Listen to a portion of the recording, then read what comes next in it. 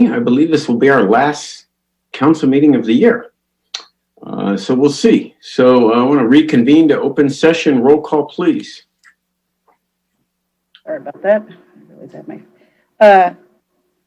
Councilmember Nierenheim. Here. Councilmember Lowenstein. Here. Councilmember Horvath. Here. Councilmember Grand. Here. Councilmember Empty. Here. Mayor Brand. Here. Thank you, Eleanor. Are there any announcements out of closed session? City attorney or? No reportable action this evening. Okay, great. I'll entertain a motion to adjourn to a regular meeting. So moved. Second. Okay, motion by Councilmember Horvath, second by Councilmember Nierenheim. Any objections to adjourning closed session two? Okay, with that, I'd like to call to order a regular session of the City Council Redondo Beach. Roll call, please. Councilmember Nierenheim. Here. Councilmember Lowenstein. Here. Councilmember Horvath. Here.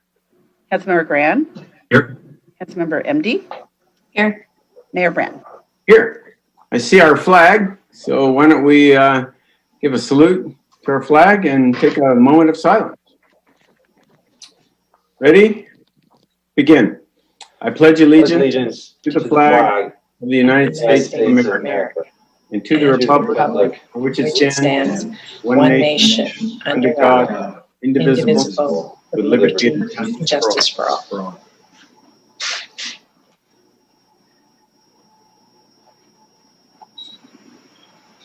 Okay, thank you, folks. First up, I guess we'll just do announcements. Councilmember Nierenheim, do you have any announcements for us? Yeah, real quick, a couple things. First, I want to wish everyone a happy Hanukkah. We started that the other day. I want to wish everyone Merry Christmas. We won't be seeing you guys for Christmas, and Happy New Year. I had a fantastic community meeting yesterday. Learned a lot from my fellow community members. One of which was that Beach City Health District is full with testing right now, and you can supposedly go there and maybe that day of get some testing, but they might run out of day of kits. So if you run out and you need testing kits for COVID, you can go to two places. One is Exeter Emergency Care on the corner of PCH and Nob Hill, and another place, I'm not sure exactly the name of it, but it's on PCH and Pearl Street. In and out of there in 10 minutes, no lines. The place at Exeter has a 4-hour wait as well. But the place on PCH and Pearl, no lines. If you want instant results, $175. So someone actually went there to Beach City Health District today and tried to get it, couldn't get it. Wanted to go to Exeter, it was a 4-hour wait. Ended up there at the place on PCH and Pearl, in and out in less than 10 minutes. So as the time is right now to go get these kinds of things, if you feel the need to, you have many different options. I think there's something in North Redondo as well. If you're in South Redondo, that's places where you can go. So great info, and thanks for everyone who were watching yesterday. Had a phenomenal participation rate, best one so far, I think I want to say. So, and thanks a lot for BC Health District being part of that, and of course Alan Sanford being a part of that as well, giving out some numbers. So that's all I have to say. Thank you. Great, thank you, Councilmember Lowenstein. Yeah, thanks, Mayor Brand. Happy Hanukkah to everybody. Merry Christmas ahead of time. Happy Kwanzaa coming up on the 26th, and then clearly a Happy New Year. Let's hope 2021, it couldn't be worse than 2020, right? So there's a lot of hope on the horizon with vaccines and hopefully getting back to normal. The District 2 community meeting will be this Thursday, the 17th, 6 to 7:30 on Zoom. I'll be joined by members of the Beach Cities Health District to give you updates on COVID, on testing, on cases and ICU beds, everything you need to do to keep yourself and your family safe. So if you have not received an invite by registering off of my email, send me an email at my city address and I'll get you an invite for the meeting on Thursday at 6 p.m. Thank you very much. Okay, thank you. Councilmember Horvath. Yeah, my community meeting is the same time as Councilmember Lowenstein's this Thursday, 6 to 7:30 p.m. Our topic is going to be about the old Franklin Elementary School site. So my guests will be Friendship Foundation, and they'll be talking about their plans with the Redondo Beach Unified School District for that school portion of the site. This is their first public outreach event. So it'll be informative, and I think there'll be plenty of time for residents to ask questions, voice concerns, etc. Otherwise, everybody, please stay safe. Have a happy holiday and New Year while you're safer at home. Thank you. Councilmember Grant. Thank you. I had my special community meeting last night, 6 to 7:30. I want to send a special thank you to our city attorney, Mike Webb, and Councilman Christian Horvath. They were fantastic. We talked about the homeless shelter that is currently getting operational by the 30th. Had some great information, answered a lot of questions, and I just want to say thank you to both for helping out there. We had over 50 people join the call. It was very well received, and it got a lot of great feedback. So thank you very much. Happy holidays to you all, and I can hardly wait till 2021. It's ready for all of that. So ready for a happy new year. So thank you. Great. Thank you, Councilmember Grant. Councilmember MD. Let's go ahead and join the chorus, and happy Hanukkah, Merry Christmas, happy Kwanzaa, and let's just add Boxing Day while we're at it. And then as far as the no lines, until now that we've announced it and shared the secret. So just so I want to give Nils a disclaimer that as of today, there were no lines. Who knows what happens? And in the meantime, maybe we don't know about tomorrow. Yes, and Dr. Paul's on Artesia has them, and there's quite a few others. Maybe we should, next time we do an emergency, we should start adding more lists of where people can go get tests. Nils, I'm disappointed you didn't tell us the result of the survey you did at your community meeting. I would have loved to have heard that. And I'm looking forward to the plans for the Friendship Circle. There seems to be a lot of excitement about it, and the architects have done the little few pictures we've seen are a great job. So I'm looking forward to seeing that on Thursday from 6 to 7:30 for Christian Horvath's meetings. And then the bad news is the post office is, if you remember 2 to 3 years ago, we brought in Mr. Edwin Mendoza to hear our complaints. And just so all of you know, Mr. Mendoza is no longer the postmaster for the RB post office. And so I'm upping with the help of others that to see if we can get Diane Feinstein to also kind of contribute to the cause, to help us get a specialist in with the mismanagement of the Redondo Beach Post Office, because it's truly a problem for people who are trying to get their medication, certain checks this time of year. It's just being compounded by the mismanagement that's happening there. So that's it. That's all I got. Thank you. Okay. Thank you, Laura. And thanks for running down the post office problems. I'm hearing the same sort of complaints. I'm hearing that people are crowding inside, waiting in line beyond what anywhere else is doing that. So it'd be good to have them down at a meeting. I'd like to have a few announcements. First, I want to encourage everybody to shop local. Okay, our local retailers, as you all know, are really hurting, and we need to support them. And we've got some wonderful shops in Artesia and Catalina Avenue and Riviera Village. The Galleria is still open. So find ways, folks, to do your shopping locally instead of just going on the computer and Amazon. Do it safely, but there's some wonderful stores out there with some specials, and we'd love to see you. And you can talk to people, and it's a way to support your community, not just from a financial standpoint, but from a cultural standpoint. So they're counting on us, and this is their time of year, and it's tough. So try to find a way to shop local. Second, COVID numbers are through the roof. I've been in contact with the local hospitals. They're hitting daily records of COVID patients from when this began. 100 patients, over 100 patients at Little Company between their two facilities. Day before yesterday, I guess it was now, Torrance was at 90 patients. They're prepared. They're handling it for now, but the staff is really stressed out. And so be safe. That's the biggest thing. Everybody knows how you be safe. And take it very, very seriously. So on that note, tomorrow at 6 p.m., I have a Facebook Live with Dr. Lisa Anhalt. She's an emergency room physician at Torrance Memorial. She's working a shift today in their COVID pod, so she'll be able to relay from the front lines exactly what they're going through and answer your questions. So yeah, try to tune into that, and if you can, it'll be recorded. That's tomorrow at 6. And lastly, let me share my screen. I went and took a picture of our tree and the menorah out in front of City Hall. Can everybody see that? I don't know. Mhm. Yeah, so there you go, folks. We couldn't have a gathering to light the tree or to light the menorah. I think Hanukkah ends this Friday night. It's kind of early this year, I think. But there you go, folks. We're trying to stay in the holiday spirit as best we can. I know everyone is.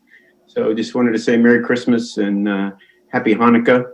It's a wonderful, wonderful time of year. Let's still make the best of our holidays and make it more than just one day. I kind of like the Jewish tradition of stretching it out. We really need to stretch out the holiday spirit this year. So swing by before the menorah's out. I think it's out Friday night. Maybe we keep it burning. I'll check into that. But it's a beautiful scene, actually, as you can see. So with that, folks, we will move on to our council meeting. So next up is approval order of agenda. Are there any changes to the order of agenda or a motion to approve the order of agenda? Motion to approve the agenda, order of the agenda. Second. Okay, motion by Councilmember Lowenstein, second by Councilmember MD. I'll do a roll call vote. Councilmember Narenheim? Aye. Councilmember Lowenstein? Aye. Councilmember Horvath? Aye. Councilmember Grand? Aye. And Councilmember MD? Aye. Okay, thank you. So agency recess meetings. Tonight we have a special meeting of the Redondo Beach Housing Authority. So I'd like to call to order the meeting of the Housing Authority. Roll call, please. Yes, Member Nierenheim, Here. Member Lowenstein, Here. Member Horvath, Here. Member Gran, Here. Member MD, Here. Commissioner Linez is absent today. And I don't see, okay, so Commissioner Bogosang looks like she's absent also today. Okay. And Chairman Brand. Here. Thank you, Eleanor. Blue folder items. Do you have any blue folder items for this year? No blue folder items for housing. We have 4 items on the consent calendar. Anybody can comment on these 4 items for the Housing Authority. Are there any public comments on the consent calendar for the Housing Authority? No public comments. Okay. Anyone want to pull anything? Not hearing anything. Is there a motion to approve the consent calendar? Motion to approve consent calendar. Second. Okay, motion by Councilmember Narenheim, second by Councilmember MD. I'll do a roll call vote. Councilmember Narenheim? Aye. Councilmember Lowenstein? Aye. Councilmember Gran? Aye. Councilmember Horvath? Aye. And Councilmember MD. Aye. Okay. Okay, so I need to read the resolution. Adopt by title only, resolution number HA 2020-82, a resolution of the Housing Authority of the City of Redondo Beach, California, approving the agency's 5-year plan for fiscal years 2020 through 2025 and the annual plan for fiscal year 2020 through 2021 for submission to the U.S. Department of Housing and Urban Development. Okay. Thank you, Mayor. Thank you. Public participation on non-agenda items. Again, this is a Housing Authority meeting. Are there any public comments on non-agenda items? No, Mayor, there are no Zoom or e-comments. Okay. Okay, there's no public hearings, old business, new business. Any referrals to staff? Okay, not hearing anything. I have one question. Staff, if a landlord wants to participate in the Section 8 program, somebody comes to them with a voucher, how do they get involved in that program?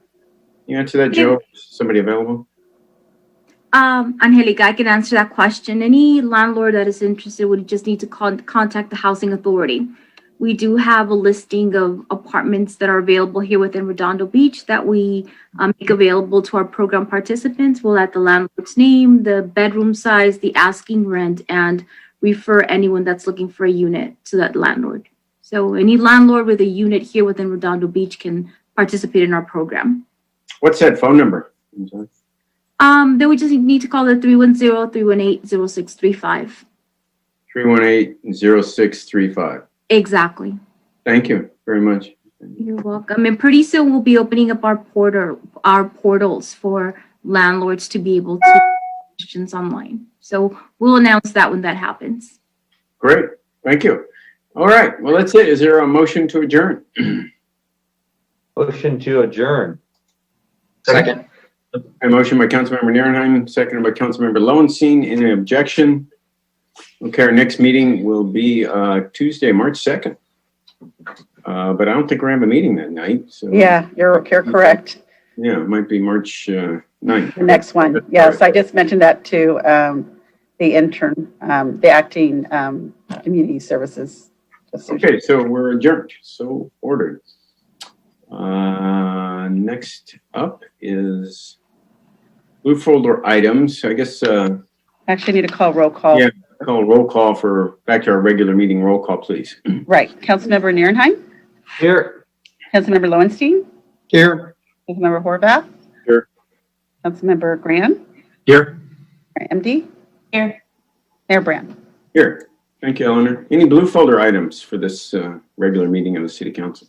Yes, we have for H2, it's the second amendment to easement with Southern California Gas, the actual contract or the agreement. J1, we have some public comments for non-agenda items. O1, the resolution number CC-2012-095 for the public health ban on outdoor dining. And that's it, Mayor. Okay, is there a, let's see here, motion to admit those blue folder items to the record? So moved. Second. Second. Okay, motion by Councilmember Horvath, second by Councilmember Nierenheim. Is there any objection? Okay, so ordered. Consent calendar. Tonight, we have 15 items on our consent calendar. Any member of the public can comment on any item on the consent calendar. Any item can be pulled from the consent calendar. I'll go through the council, see if they want to pull any item. Otherwise, we'll be passing these all at once. So, Councilmember Nierenheim, are there any items you'd like to pull from the consent calendar?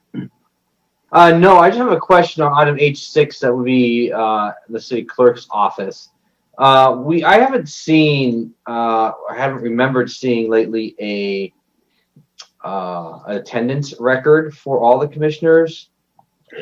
Or was last time we got that back in July or something? Yeah, it was a while ago, only because we went through not having any commission meetings. Okay. We just started back up. Okay. So, I mean, I can bring one at the end of January, just because I'm right in the midst of elections and, Yep. yeah. So That's fine. I forgot that we canceled everything for a while, and that's why we hadn't seen anything. So that's yeah, why it jogged exactly. my So memory. technically, there's only been like 2 or 3 people who have Missed. expense. Okay, and that's Do you want me to do fine. one in January? Or do you want me to wait until the end of March? I think I'm good. If the rest of the council is good on it too, I think I'm good. Till March. Yeah. Yeah. Thank you, Eleanor. Okay, great. Thank you. Councilmember Lowenstein, are there any consent calendar items you'd like to pull? No, thank you. Councilmember Horvath, No, thank you. Councilmember Grand, No, thank you. Councilmember MD. Oh, thank you. Are there any public comments on any of the consent calendar items? Okay, so I don't have one for Zoom, but I do have one for H12 regarding the gas company from Roger Carlson. Additionally, the gas company should be required to restore the erosion left in the hillside on the north side of the project from their 190th Street work. That's it. Okay. Well, with that, I guess I'll entertain a motion to approve the consent calendar. So moved. Second. Motion by Councilmember Horvath, seconded by Councilmember Nierenheim. I'll do a roll call vote. Councilmember Nierenheim. Aye. Councilmember Lowenstein. Aye. Councilmember Horvath. Aye. Councilmember Grand. Aye. And Councilmember MD. Aye. Okay, you need to read a couple things, Eleanor? Yes, so I'll just need to do one H11, adopt by title only, resolution number CC-2012-096, a resolution City Council, City of Redondo Beach, California, awarding a contract to Elecnor Belco Electric, Inc., a California corporation, in the amount of $126,820 for 190th Street, King Harbor entry sign and pedestrian signal improvements project, job number 10160-41200. That's it. Thank you, Mayor. Okay, thank you, Eleanor. Okay, item J, this is public participation on non-agenda items. This section is intended to provide members of the public with the opportunity to comment on any subject that does not appear on this agenda for action. The section is limited to 30 minutes. Each speaker will be afforded 3 minutes to address the mayor and council. Each speaker will be permitted to speak only once. Written requests, if any, will be considered first under this section. Eleanor, do we have anyone? Yes, we have a couple on Zoom, and we have about 5 on e-comments. So I'm going to go ahead and Okay, let's see. start with Zoom, I guess. Dean Solomon. Hi, thank you, City Clerk, council members, Mr. Mayor and staff, Eugene Solomon, Redondo Beach. Not long ago, the Budget and Finance Commission was tasked with reviewing workers' compensation costs within the city. At the November Budget and Finance meeting, we had an actuary come in. I didn't attend, but I watched the meeting. And the actuary did a really nice job. During the course of the presentation, the actuary was asked about the firefighters and the workers' compensation costs for the firefighters. The question was asked or said, we were told that the workers' compensation liability exposure for the firefighters would go up even if our fire department was absorbed by Los Angeles County Fire. The actuary's response was, well, we would pay off old claims and we wouldn't be accruing new claims, so that number should go down over time. The question was asked of the actuary, well, we were told that the number would continue to increase, and his response was, it could be plausible, but that does not sound like a right number to me. At the conclusion of that meeting, the members of the Budget and Finance Commission that were there requested of the actuary what it would cost to get that number to find out what our number liability would be. And after a brief discussion, he said it'd be about $1,500. At the conclusion of the meeting, the new chairman, we rotate our chairs, Jason Conroy, got a vote, and the members of the commission sent a letter to City Council and requested that $1,500 to have that actuary study performed. The letter was sent to council, I believe, at your last meeting, or was the first meeting in December, if I believe correctly. But it was not reviewed, acknowledged, or discussed. So we asked about it at our Budget and Finance meeting last Thursday, and Finance Director Rulin told us that it had not been reviewed or approved. I would ask for you to please consider that $1,500 to have the actuary drill down on those workers' compensation numbers in order for us to provide the most accurate report back to you for the task which we were asked to perform.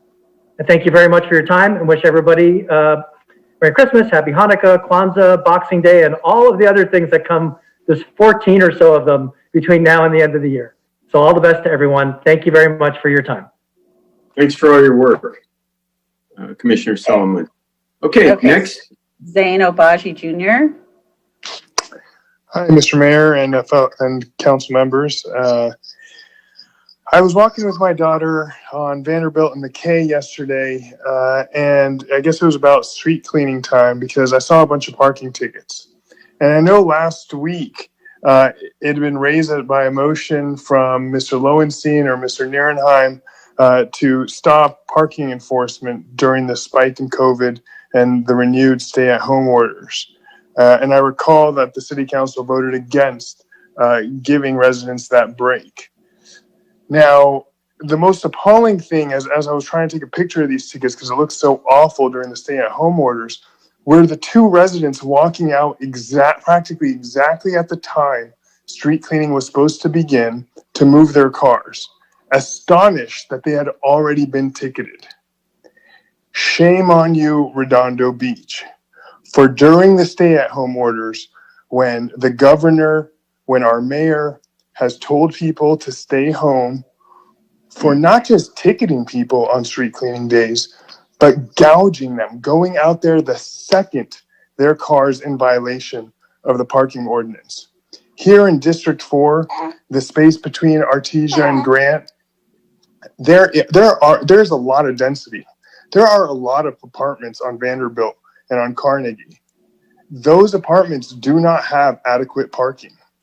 So those residents have to park on the street. I spoke to one of the residents. She said she works up in Palos Verdes in the morning. She comes back for social distancing work in the afternoons.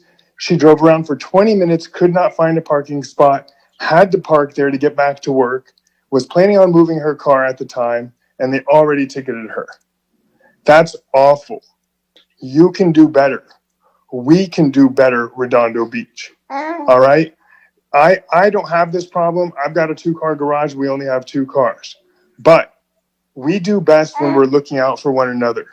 There is a solution where we can keep our streets clean and also not be fining people during stay-at-home orders for needing to park their car on the street. There is not enough parking to move everybody on Vanderbilt to a different spot when they're staying at home. Thank you. I'm Zain Obaji, and I'm running for City Council.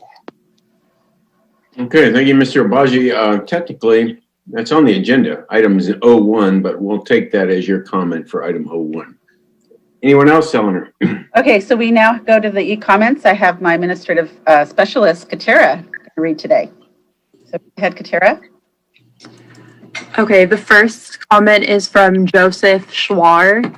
This comment asks the City Council to consider suspending enforcement of street sweeping parking violations, at least until the end of the current state order.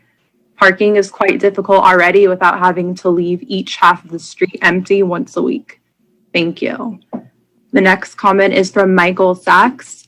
Please suspend street sweeping enforcement until after the stay-at-home order. The next comment is from Michelle Cohens.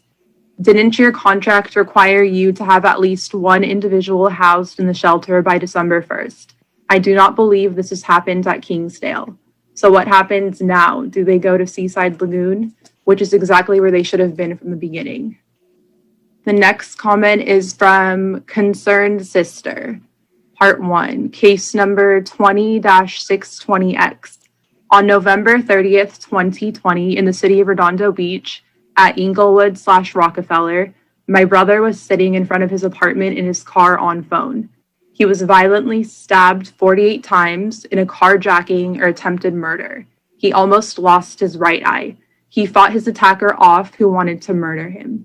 He received multiple injuries to his hands, which he currently cannot use. He cannot drive, he cannot work. He almost bled out at the scene.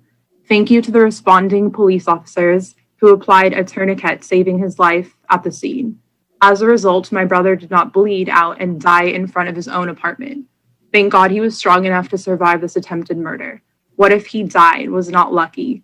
What if the police did not respond quickly? What if the surgeons did not save his eye, his hands? What if it was a different victim, a mother, child? What will the city of Redondo Beach be doing to keep all residents safe from these crimes? We currently have no idea who this attacker is, even though he was apprehended, thanks to police work. Hope they aren't getting defunded. Do Redondo Beach residents even know what happened? There is no information to be found about this attack anywhere. My brother will be saddled with the scars for life and tons of medical bills. Never mind the trauma of this event mentally and physically. His car is parked on the street where the reminders are in his car of the attack that he has to get someone to move his car for him for street sweeping tickets. While we work through insurance, which will hopefully help to pay and get it cleaned of these blood stains from the criminal who bled in the car along with my brother after he stole it and left my brother to die. The next comment is from Concerned Brother-in-Law. Part 2, case number 20-620X. With the new DA, George Gascon, now in as LA County District Attorney, what will be done to ensure criminals like my brother's attacker never be let out again and receive the punishment and consequences he obviously deserves, since my brother will be living with this nightmare for the rest of his life? How can the Redondo Beach residents fight back against criminals? The criminals are walking free while those who follow the rule of law pay severely. Who is responsible? Who is letting these mad criminals loose? KFI reported today, 12/15/20, Gascon appointed a prosecutor with 5 years experience telling 20 and 30-year prosecutors how to handle their cases. Boyfriend shoots girlfriend 8 times in the face. He gets probation. Baby gets strangled and stabbed in on feeding tube. Attacker gets maybe 8 years. News about above cases.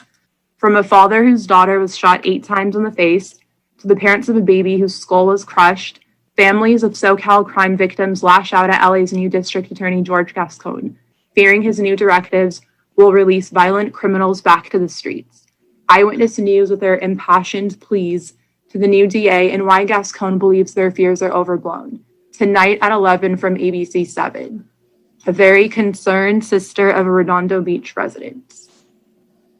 I'm just going to refresh in case any new ones came in. Okay, so the next comment is from Brianna Egan. Dear Mayor Brandon City Council, as the committee chairperson for the Redondo Beach Community Garden effort, I would like to share that we look forward to presenting to City Council on the details of a proposed community garden, hopefully at a council meeting in January of 2021. Thank you for expressing your interest and support in a community garden, which would be a huge benefit to residents of the city. We were grateful to be included as an item in the city's 6-month strategic plan. I am writing because we are also interested in seeing whether the council would consider allocating any surplus budget from 2020 in part towards the community garden project.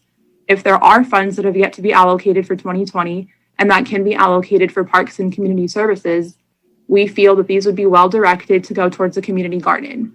Though we hope to raise funding through a variety of means, we are hoping for contributions to come from the city as well. The city of Hermosa Beach, for example, had put around $40,000 towards the creation of their community garden several years ago. I will be in touch with Interim Community Services Director Lori Koki and City Council members. Thank you for considering this. Signed, Brianna Egan, Chairperson for Redondo Beach Community Garden Committee with the South Bay Parkland Conservancy. And I'm going to refresh. And I believe that concludes e-comments for J1. Thank you. Thank you. Okay. Is that it then, Eleanor? That's it. Item J. Thank you, Katira, and condolences to the gentleman that was stabbed and to his family. It just sounds horrific. And thank you to the police for responding so quickly and the medical staff. Just horrible. And I'm sure I echo the sentiments of our council. Okay, moving on.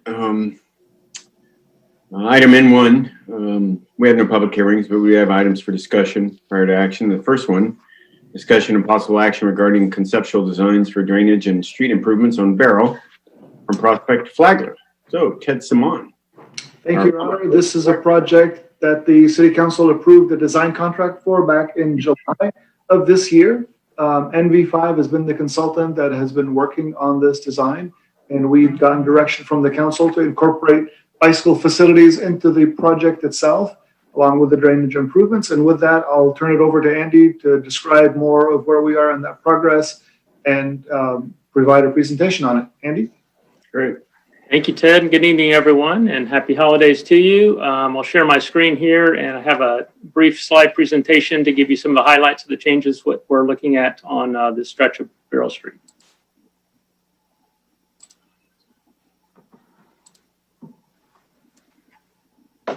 Hoping you can see that. Yeah, we see it good, Andy. Great, fantastic, thank you. Okay, so the presentation tonight is on a stretch of Barrow Street between Prospect and Flagler. It is a project in the CIP that was approved with the fiscal year 2021 budget motion.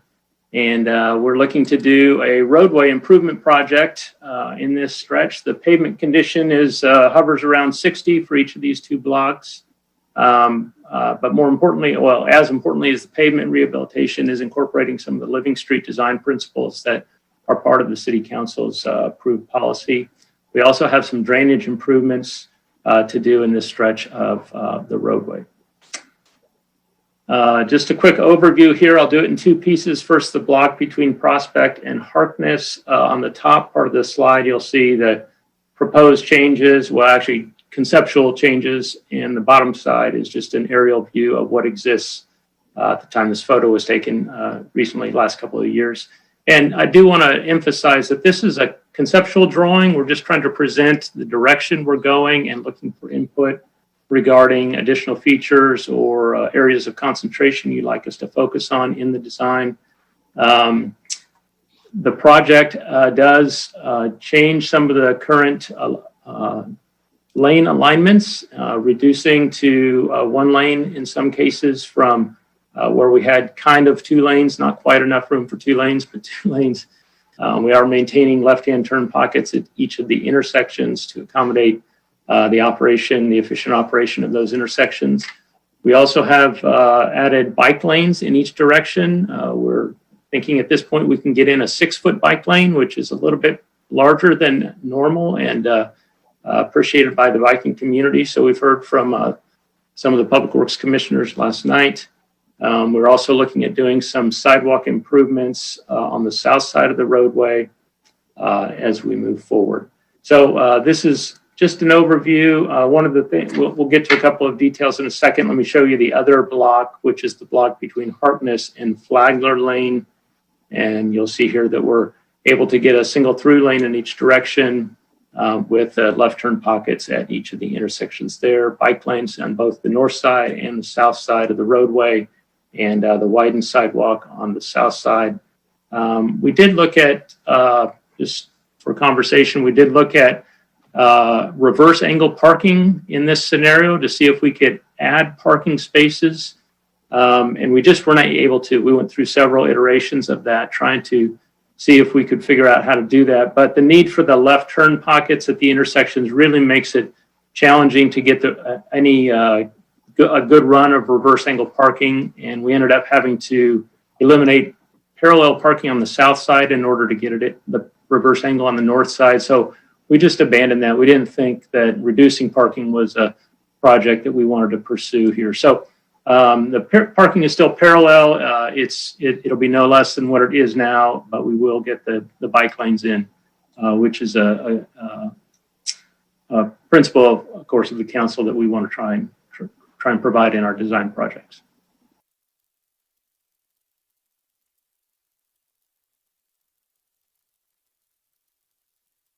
Decided yet exactly how to pursue this, but the light blue dashed line that you can see here is the actual potential line for a roadway widening there. The fence that goes around this last parcel actually encroaches into the right-of-way. That's the Beach Cities Health District property.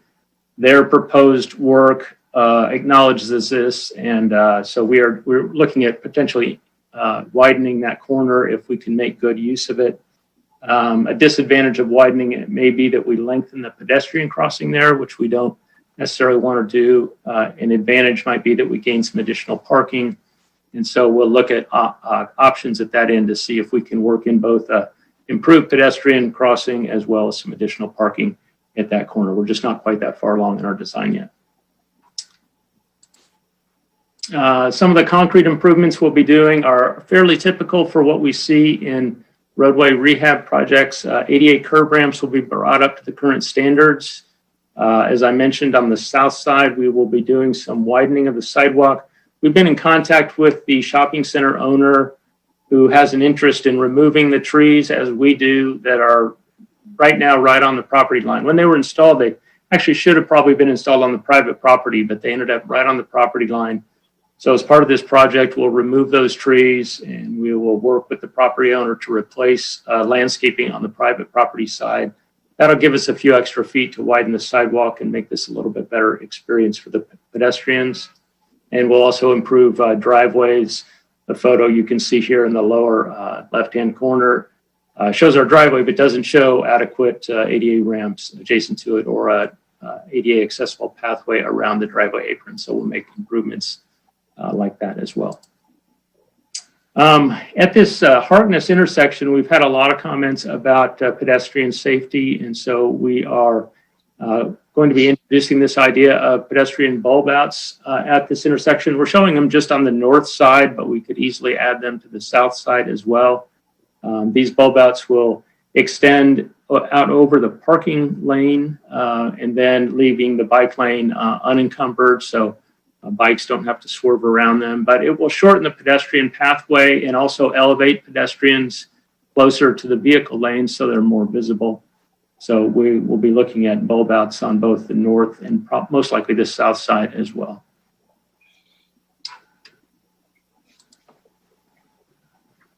Fiscal impact, this project is paid for out of, I believe it's Prop C money, and it's in our current budget. We're estimating just under $900,000 for construction.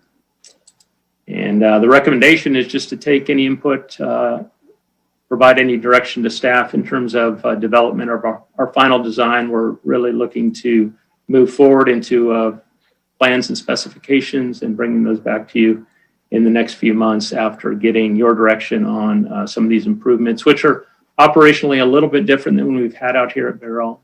Not as much as we expected when we were thinking of the reverse angle parking, but we do have the new bike lanes and the bulb outs and things like that we wanted you to see and get direction, any additional direction from the council and the public on that. So with that, I'm happy to try and answer any questions that you may have. Thank you. Great. Thank you, Andy. It looks like some great improvements. I know that's heavily trafficked. I use it myself a fair amount. And I'm sure those improvements are going to be popular. Do you know the car trips per day that go through there? I wish I had my traffic engineer on here. We have been looking at that, but I don't know the particular number. I was just curious. It's not, do you know, Ted? I don't know. I don't have the numbers, but Andy, I know you mentioned it yesterday in your presentation to the Public Works Commission that at the intersections, the signalized intersection and at Harkness, when we looked at reducing the number of turn lanes, we wound up with significant queuing. Cars would really back up tremendously, which is one of the reasons why, as much as it looks like it's a lot of wide real estate, we were unable to try to remove some of the lanes. So back to your point, Mayor, there's enough traffic that if we were to make any further lane reductions, it would significantly create some queuing capacity issues at that segment. Right, right. Yeah, I was just trying to get a rough idea to better understand in general, you know, a number, like 8,000 trips a day or something just for that area. Yeah, the left turn lane is key. So yeah, putting in angled parking is just not worth it. That left turn lane, obviously what you just said, Ted, would be key, especially during the evening, people are coming home. What if it doesn't work out? You know, we've always had plans and they roll them out and everything's gonna be great. And then all of a sudden it's a disaster. I guess that would just involve a lot of restriping and such. Yeah. It would. We don't expect it to. I think for the turn lanes that we have there, we know that the lane reduction exists. As Andy mentioned, it's not constant 2 lanes per direction. Even eastbound 2 lanes, they really start just to the west of Prospect, which is probably to increase the capacity through the green light at the intersection.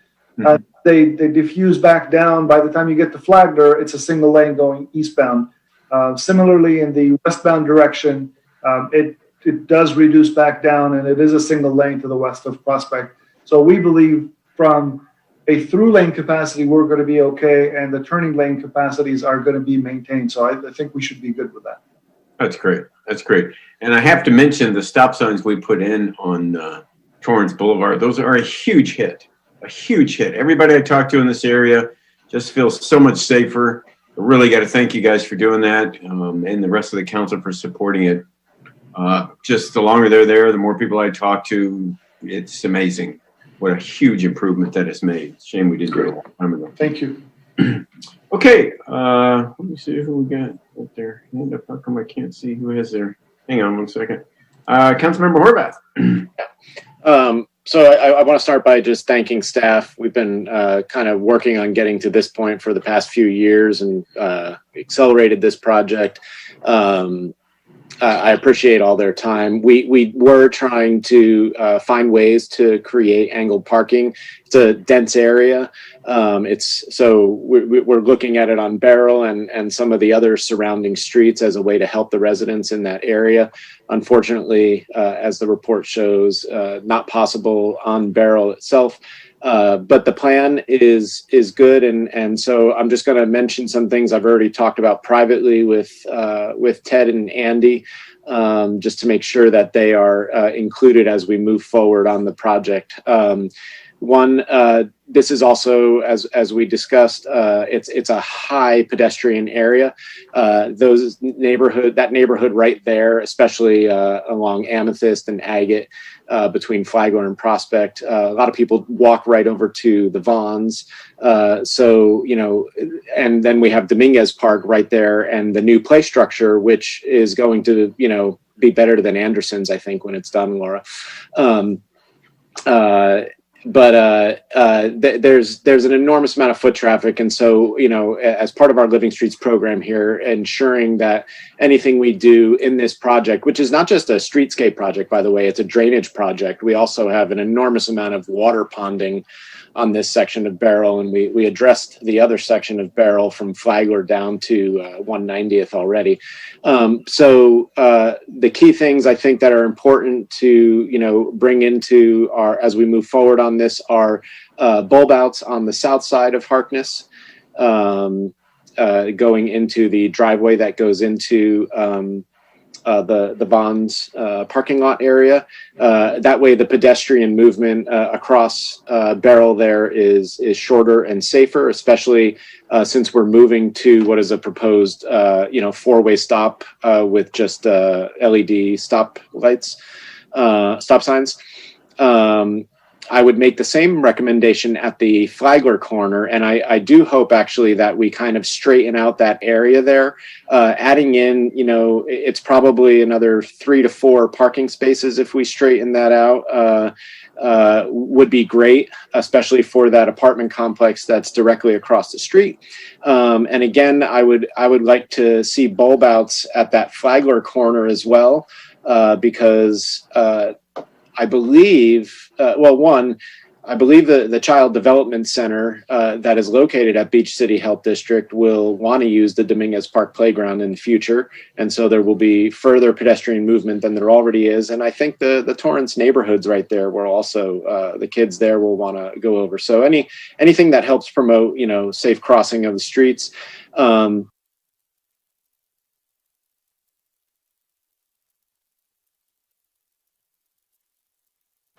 Blinking lights within the pedestrian crossing had improved enough where it was worth the investment to put in. We've discussed this in the past, and sometimes it's problematic, and then they go bad after a short amount of time, but at least just seeing if it's possible, and if it's possible to engage it from, you know, a stop sign button on either side would be great. At the end of the day, like I said, what's most important to me and the neighbors in that area is just safe crossing and feeling confident that cars are going to stop and that they're going to get across. Otherwise, I have zero issues with it. I think it looks great, and I'm very much looking forward to plans and specs coming back in the coming months. Okay, thank you, Councilmember Horvath. Councilmember MD.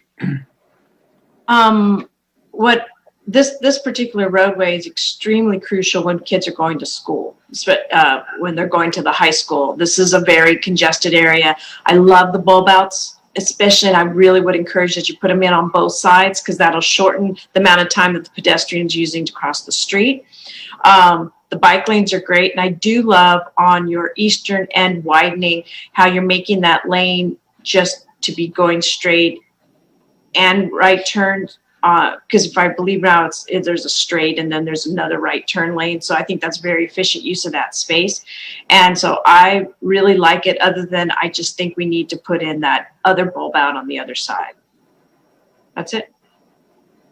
How much does that cost if we did another bulb out? Ted or Andy, any idea, roughly?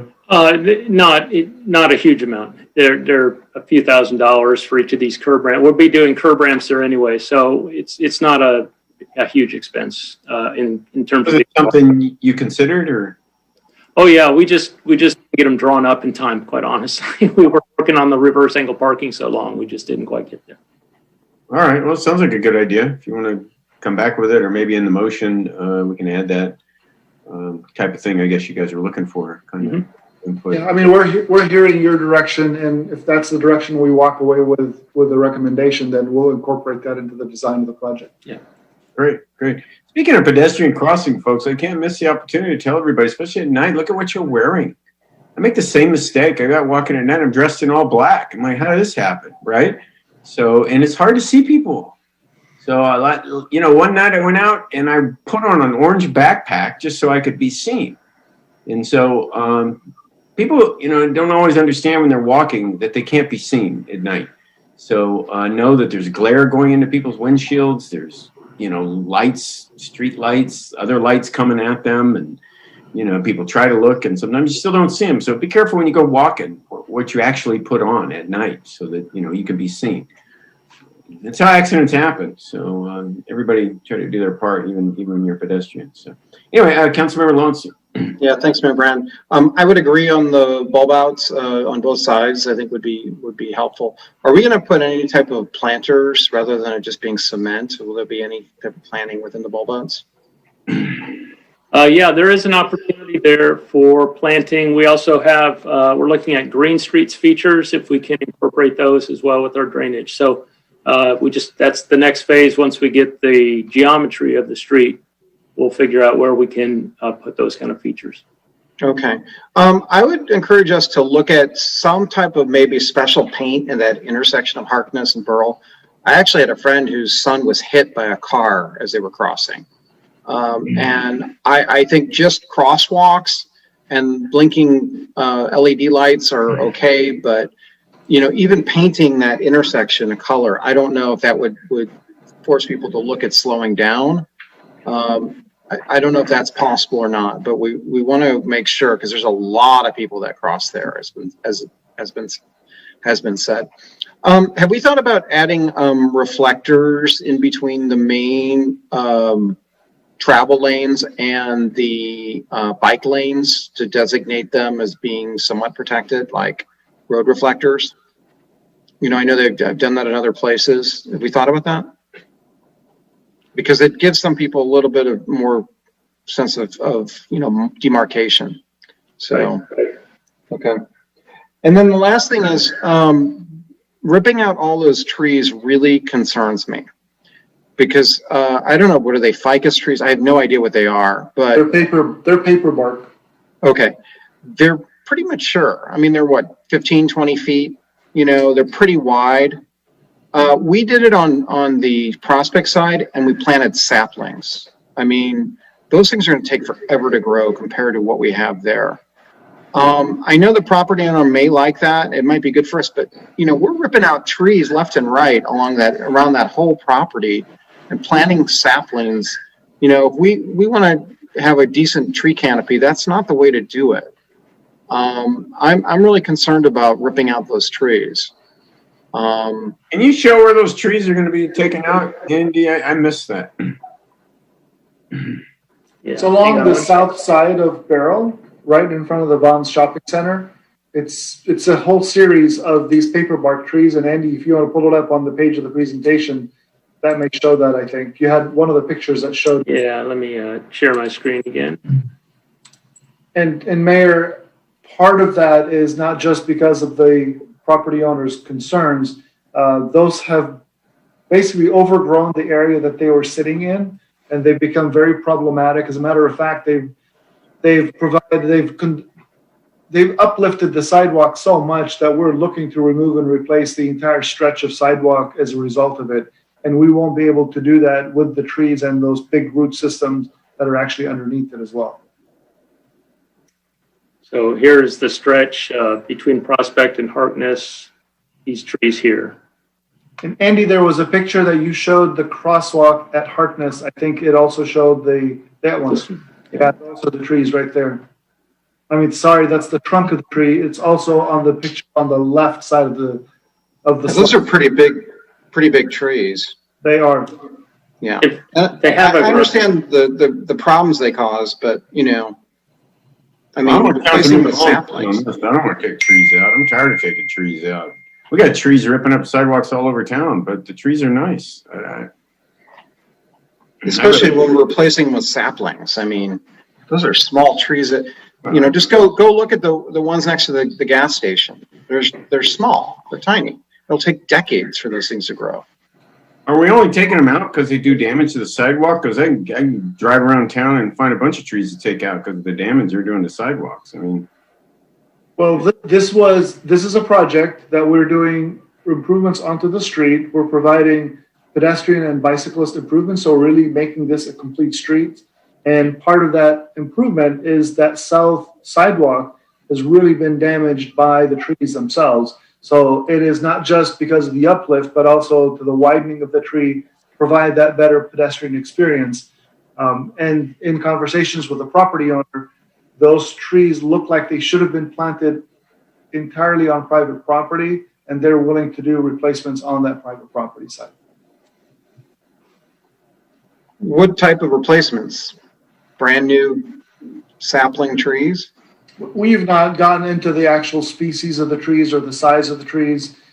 As you know, most of our trees are 15-gallon, 24-inch box. Those are the more typical, but we've also looked at 36-inch and 48-inch box trees, which are a little bit larger and more mature. And palm trees come in a larger size altogether because they are typically much more mature with a taller canopy without requiring a big root ball to plant them into the soil. But again, the palms don't have much shade. They don't provide much shade, right? So yeah, don't disagree. From a shade structure perspective, you're right. They're not necessarily the same. yeah, I mean, if the ones on Prospect are any indication, that I encourage people to go by and look. There's really nothing there. Then it becomes a strip mall with no character whatsoever. I mean, it already is one to begin with, but with no trees anywhere near there, that's an issue to me. I hear you, and trust me, we have the same philosophy on the trees, but we also understand that there are certain trees that their species at a certain time frame they reach a maturity on their size where either their canopy or their structure becomes problematic for us. The paper bark trees are one of those that at some stage we'll have to start cutting off limbs or multi-trunks that are significant in size because they either start to lean or to bend over or may even crack. What about, Ted, just replacing them with something other than saplings? I mean, I know it's more money for a bigger tree, but, maybe spend some extra money to put in some nicer trees. The whole thing about, the damage and they do maturity and the whole thing, but, Yeah, we can, like I mentioned, we could look at the 36-inch box and the 48-inch box trees, which are considerably larger, not just coming from the yard, but also a much more mature tree, bigger canopy, bigger trunk at that point. Yeah, I mean, people like the canopy. I mean, that's kind of, I don't want to look like Irvine. Nothing against Irvine, but, it's just beautiful sidewalks with I mean, people, we hear it all the time now. They want to see more tree canopy, not less. So. Agree. And that, again, that's something that we can spec out into the project itself. Okay. Anything else? Councilmember Lowenstein. Councilmember Grant. So I'll be brief and just share my admiration for this project. This is a very well-traveled street, obviously. It's right down the middle of our city. And I'm very excited for this to be connected with the repaving and reimagining that's going to go on south towards down the hill that we talked about. It's going to be in, I think, 22 that's going to be coming as well. This is just a very well-used street. I think this is timely, and I'll definitely be supporting this. And if we can use a little bit larger trees as a start to replace, I think that's probably a good way to go. So anyway, thank you. That's it. Thank you. Okay. Councilmember Horvath, did you mean to have your hand up again? Yes, I did. I just wanted to make a motion to approve with comments that are made by the council this evening, including Councilmember Lowenstein's comments and the mayor's comments about working to plant 36 or 48. I would lean towards the 48 box trees on private property for replacement. We've all expressed, I think, unilaterally here through the council that canopy is important to us. And so I think that's also something that'll help take care of a brand new street as well in the long run. And then all the other comments that were made as well. That would be my motion. Great. I'll second it. Oh, so. Go ahead. Like, Second. I don't know who. Okay, so Councilmember Grant. So motion by Councilmember Horvath, seconded by Councilmember Grant. Are there any comments from the public? I have no Zoom, and let me just double check. I don't think we have any for e-comments. And no e-comments. So none. Okay. All right, with that, I'll do a roll call vote. Councilmember Narenheim. Aye. Councilmember Lowenstein. Aye. Councilmember Horvath. Aye. Councilmember Gran. Aye. Councilmember Emily. Aye. Okay, great. Thank you. Looks like some great improvements. Looking forward to it. All right, next item up in 2 is a discussion possible action regarding collaborative housing program. Adopt by 4/5 vote. City Council, City of Redondo Beach, modifying the fiscal year budget for the leasing of 5 apartments to house people experiencing homelessness in the City of Redondo Beach. Approved lease and add addendums for 5 apartments located at 126 West D Street, Wilmington, California, between the city and Swami International to house people experiencing homelessness. City Attorney Mike Webb. Thank you, Mayor. This is a follow-up on one of the things that you gave direction to in August. As part of a package, you instructed us to try and make homeless court happen, which we were able to do in September. Also arrange for extra mental health and substance addiction counseling in conjunction with homeless court. We were able to do that. The third thing that you gave direction is trying to locate housing for Redondo residents who are experiencing homelessness in other cities within SPA 8 or Service Provider Area 8. And we were, it was challenging, but we were recently able to find a location in Wilmington, which is within SPA 8. And I'll turn it over to Joy, who I asked to tour the location as soon as we became aware of it in mid-November. Joy? Good evening, Mayor and Council. Thank you. I did tour the building that had 5 rooms available at the time. And as soon as I arrived, I saw Yuki from Exodus, who was housing one of her clients. One of the tenants there recognized Lila Umura and gave her a hug. And we were able to see the 5 vacant rooms, which at the time all had mattresses in it, a vanity sink. There is a shared kitchen, shared laundry room, and shared bathrooms and showers, all with locks. And it's a good opportunity for people experiencing homelessness to be temporarily housed until permanent housing can be made available.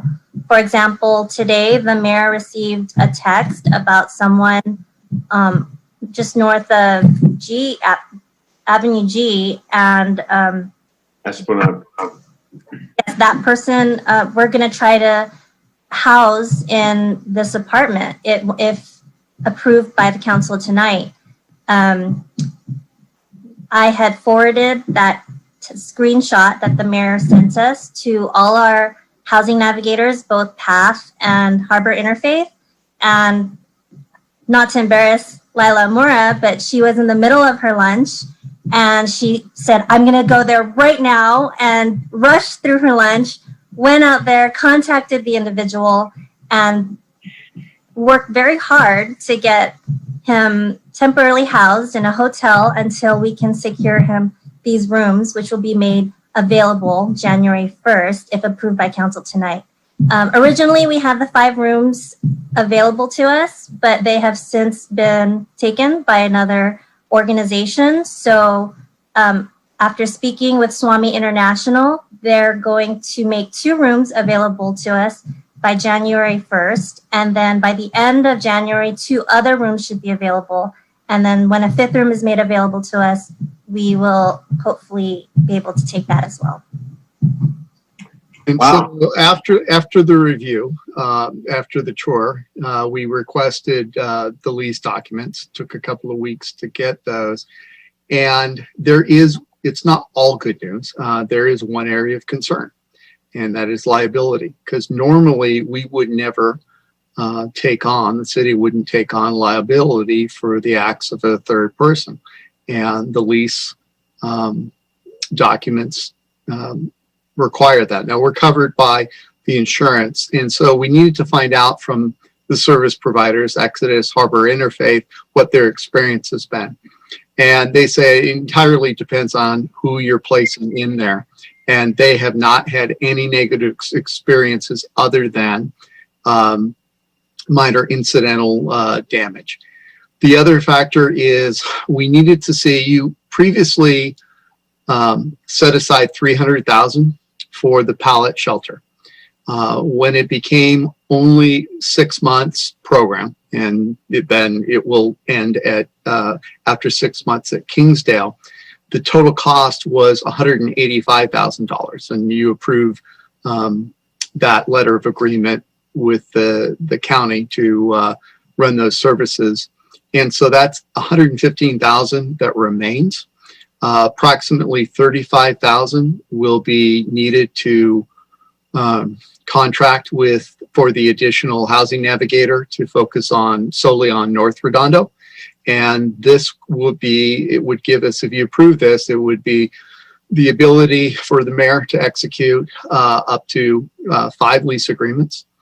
And as they become available, the cost is $750 per month. It's on a month-to-month lease, and the total is roughly $30,000.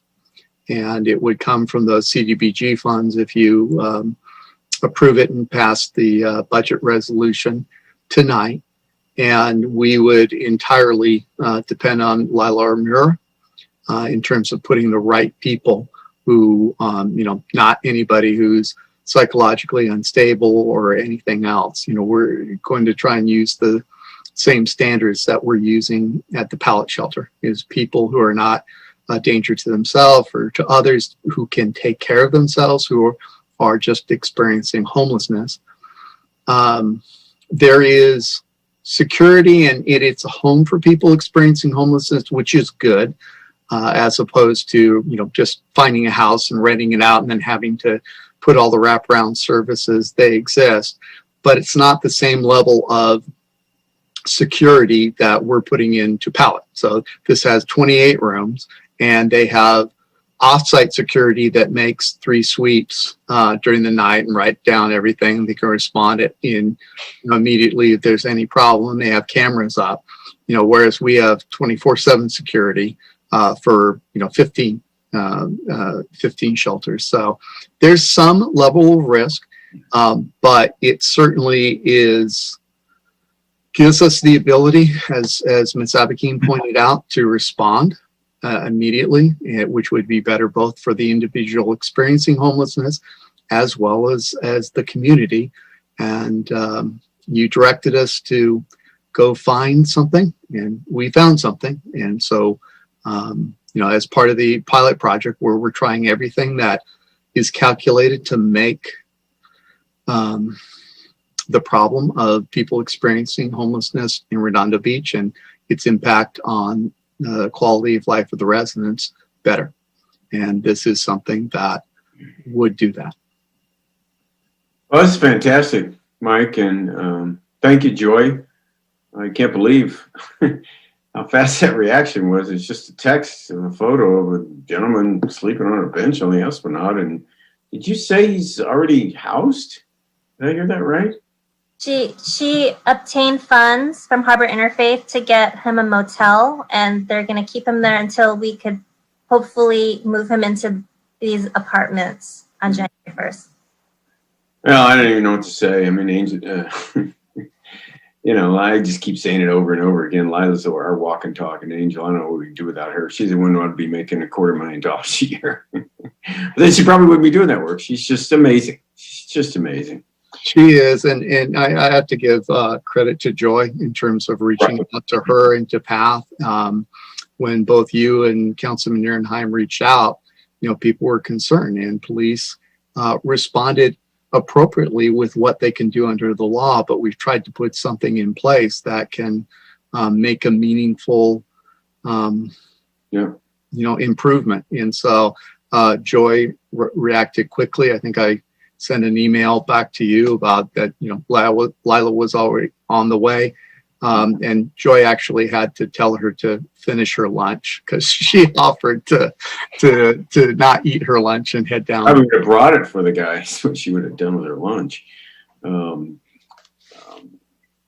So people know this is CDBG funds. This is from the federal government. Let's just cut right to the chase. This is money we get because we have a Section 8 program, which other cities do not. Hermosa does not have Section 8 program. Manhattan does not. Do they get CDBG funds or not? Do you know? Mayor, they do not, because they do not have their own agency.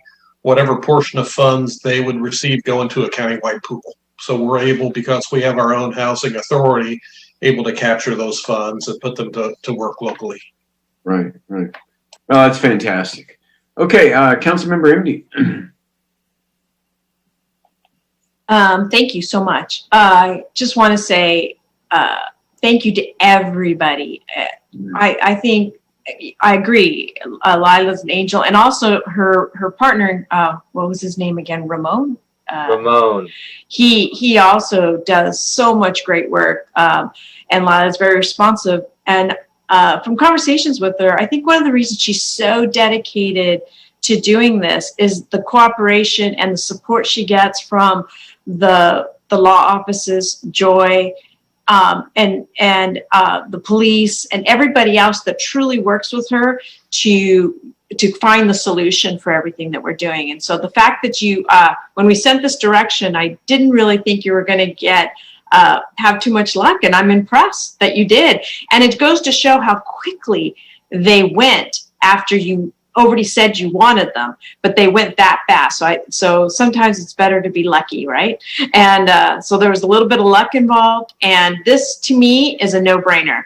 The amount of money that is tax money that's, and granted, none of it's directly general fund money, but the amount of money that's being sent, overall tax dollars on the program, this was worth the risk that we put in there. And I have faith that we'll be able to put in the right people that really want the help, and will be able to handle the responsibility of having the place. And it's temporary for each person. So this is a no-brainer.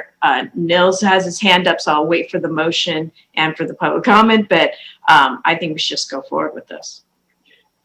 Okay, Councilmember Nierenheimer. Yeah, thank you. Just moving forward, we use Harbor Interfaith for so much, and they do such a great job. Lila does a fantastic job, so her partner Ramon as well, but it's also their management, and I don't want to forget that their management enables them, gives them the right tools. So, when we move forward with these things as well, I think it'd be better if we just concentrate with Harbor Interfaith a lot of these contracts, because they just get things done. And good people, good management, good programs we should be supporting them. And when I've seen them in action down in when I was working with them, way better than any of the other homeless services. I'm not going to name names, but they just, it's bar none. So that's my word on this, is just their instant reactions when Mayor Brandt sent that email, from the text message he got, and the instant everyone working together to make this happen. And the CDBG funds that they're using from us to house these people, just great. I met some of their management at the pallet shelters the other day, along with Laura, when she was there for a few minutes with me. And it was, they're just on it. So really, really happy to see Harbor Interfaith moving forward with this. So we'll wait for public comment, but I'll just make the motion now, since I have the floor, to approve this contract and to move forward. Second. And the budget resolution, the modification that will take 4/5 vote. And the budget modification to require to move this forward as well. Yeah. Thank you. I'm seconding that. Perfect. Thank you, Laura. Appreciate that. Bookends, making it happen. Okay, any comments from the public? I have no Zoom comments, and I have no e-comments, Mayor. And if I can just add one more thing, I don't want to take all the credit because Ms. Papadakis laid the groundwork for this a long time ago, and it was through her calls and emails that we were able to get this contact. And even after she went on leave, she was still responding to emails to make sure that this went through. So a lot of credit goes to her. In her blood too. I know it. I've seen it. Well, yeah. Thank you, Joy. Thank Anna for us, and thank you, Mike. And Lila. Just like Councilmember Rimdy said, it's quite the team effort. It's everybody. Started with a text from a resident who I just texted and said, "The guy you sent me the picture of under the bench is in a hotel tonight because of your text." So there you go.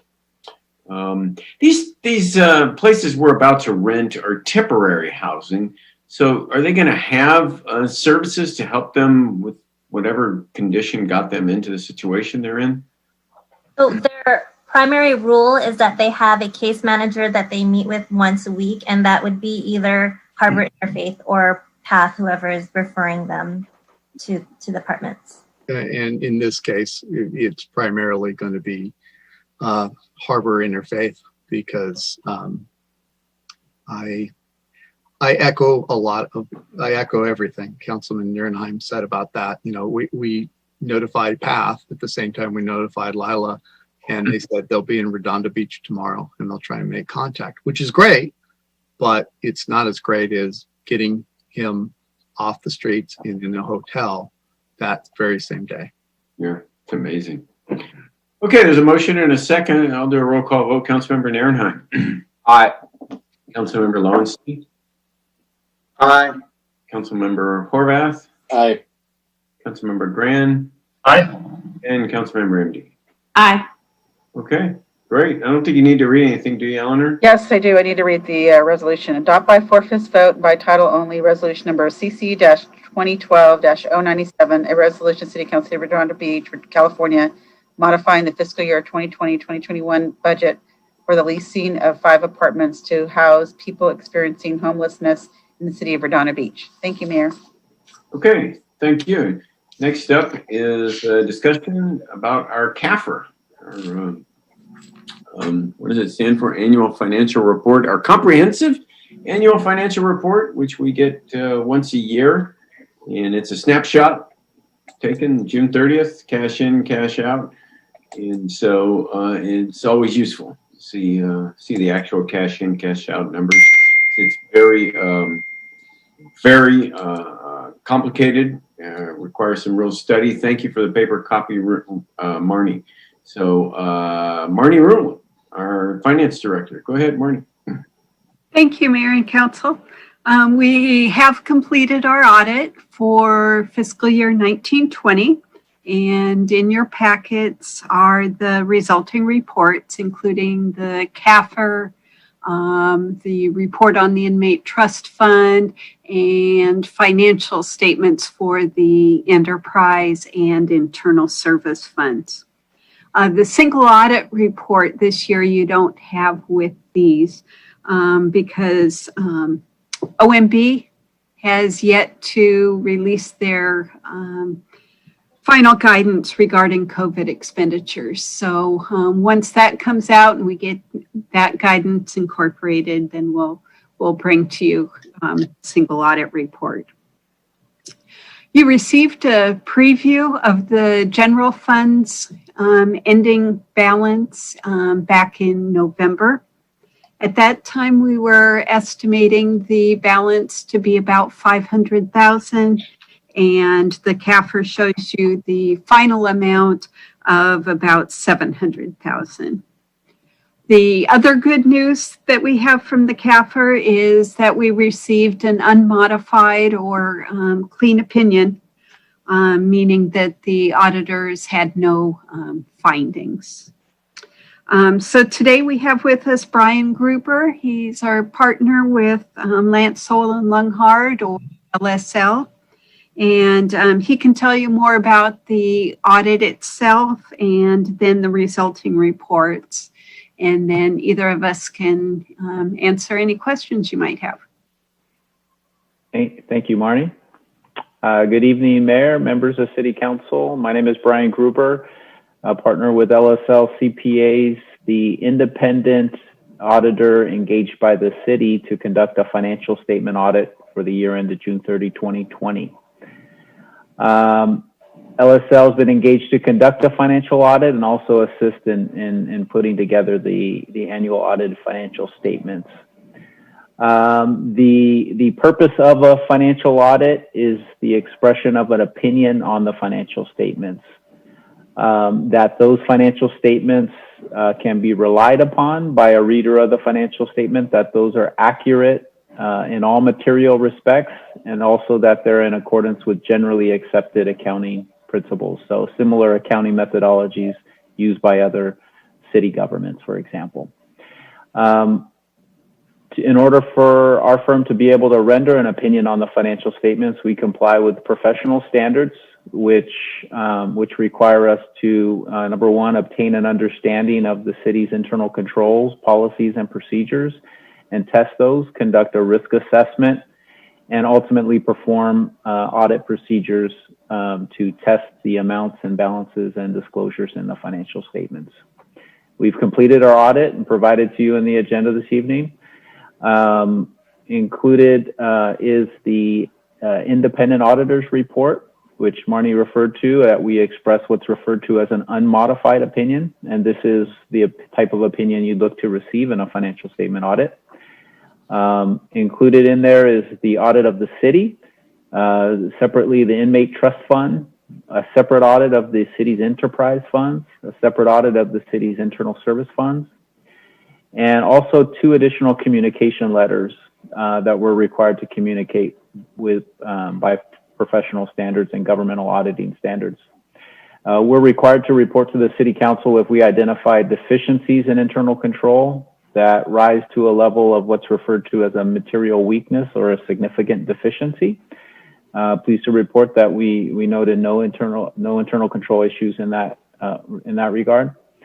Also, in our auditor communication letter, we would describe to you if we had any difficulties conducting the audit, maybe the staff was failing to provide us information, support or backup for things, or maybe not providing it timely to us. Also, if we had any disagreements with staff regarding accounting principles and methodology, and ultimately what goes into the CAFR, we would provide that here. Pleased to report no matters noted in there. So overall, it was a successful audit. A challenging year this year with COVID and conducting the audit, but staff worked really hard and helped us complete everything on time. So much appreciated. Thank you. Okay. Well, thank you. Ryan, are there any, I don't see any hands up. I guess, anything else, Marnie? Did you want to add anything? No, I don't think so. Mm-hmm. I'm always concerned in this day and age, obviously, about our reserve funds. So could either of you address what kind of reserves we have and where they are and how people can check on them? I know that, for instance, we've got vehicle replacement reserve funds that are part of our internal service fund reserves that are already slated for expenditures that we set aside. We've got our PERS reserve fund, which is, something we tap occasionally. Can you go through briefly what our reserve situation is? Sure. So the most obviously reserve funds or accounts are shown in the general fund down in the fund balance section. So we have our contingency reserve, which is the 8.33% reserve that's called for in the city's financial principles. And so that's about $7.5 million. The other is the CalPERS Reserve Fund. That also is shown in the fund balance of the general fund, and it's about $6.5 million. After that, they aren't as clearly defined or perceived as reserve funds. But we do have the Capital Projects Fund, which you could always as was done during the adoption of the 2021 budget. You could take monies back from there. The amount of funds in that particular fund that weren't or before or after excluding those that in November you approved carryovers for. So you're left with about $2 million. We have two newer capital project type funds, the Major Facilities Reconstruction Fund and the Open Space Acquisition Fund. The combination of those is about 2.3 million. So all those give you about $18.5 million, which is about close to 20% of the actual general fund expenditures. Sometimes looked at as reserve funds also are the some of the internal service funds where we are pre-funding, over time. It's not a one lump sum pre-funding of equipment or vehicles. So you would have the vehicle replacement fund, which has a fund balance after carryovers of about close to 13 million. The emergency communications fund, which that again is pre-funding the equipment used for our 911 center. That's about $1.5 million, and then about $500,000 in our major facilities repair fund. So from that, you end up with close to another 15 million. And that's probably all you could consider as reserve funds. Okay, thank you, Marnie. What about the Tidelands? I know we have a balance in the Tidelands fund, and I know that's a separate enterprise. Yeah, Tidelands could not be used because that is under the trust agreement with the state, but the Uplands Fund could be, and it has a fund balance of 25 million. The Uplands has a fund balance of $25 million. 2.5. Yeah, and a lot of that fund balance. You're right about that. 2.5 million, right? Not 25 million. It is 25 million, but a lot of that 24 million, yeah, is capital assets. is are the infrastructure. Cash on hand. I'm not talking about capital infrastructure. Like, yes. I meant like cash. I think there is a balance there. I don't know what it is. I didn't even think it was 2.5 million. I think Mike was thinking you were just making a mistake, but yeah, at June 30th, the cash balance was 3 million. Okay, thank you. That sound about right to you, Mike? 3 million? Yeah, that would be about right. Recall we adopted a structural budget deficit this year, and we are drawing against that cash amount. So by the end of this fiscal year, that number is probably closer to 2 million than it is 3. But yeah, that's why.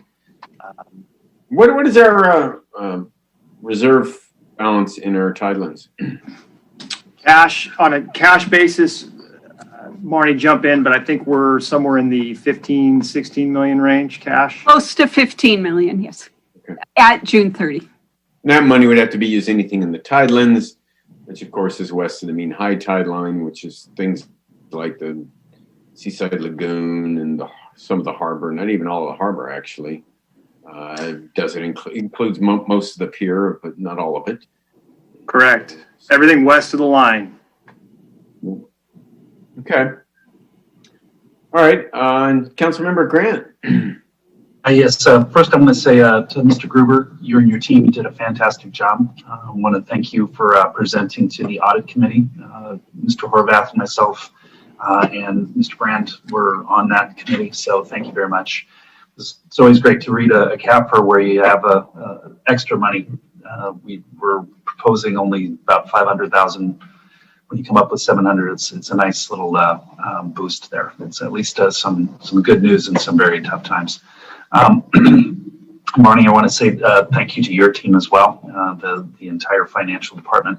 You guys do a fantastic job. These numbers, yeah, we've done this a number of years, but this doesn't come together just by itself. It takes a lot of work and a lot of hard work. Also want to thank the Budget and Finance Commission. They did a fantastic job in looking over this as well. I know that they spoke about it the other day as well, and it's it's a process, but it's also it allows us to really think about that the amounts that we are being presented are truly represent what we have, and when you don't have findings, it means that we're in pretty good shape. So I want to say thank you. I'll leave with this. I just would say I'll make the motion to receive and file. And thanks again for all your hard work. Thank you. Is there a second? Second. Second by Councilmember Horvath. One more question. How much exactly is in the Open Space Acquisition Fund? I was looking for it. I know it's in there. I couldn't find it. So. Yeah. It's about 1.2 million, I believe. Yep. 1.2. Okay. So that would leave roughly $1 million, maybe 1.1 million in our major facilities fund. If I take 2.3 as the total for both. Okay, thank you. Is there any, well, we got a comment from Councilmember Lowenstein and then from Councilmember Nierenheim. Thanks, Mayor Brand. So Marnie, just clarifying, you said there's 13 million roughly with carryover in the vehicle replacement fund? That's its fund balance, yes. Okay, so because I remember in the budget last year that we passed, the estimated fund balance by the end of the fiscal year would be 9.2 million. So did we not spend an additional 4 million that we had contemplating spending, or why is it 13 million? I would have to compare the two. Now, the big difference between what we present in the budget and at mid-year as well for fund balances excludes the liabilities that we have for pension and OPEB or our retiree insurance. So that impact is no doubt a good portion of it.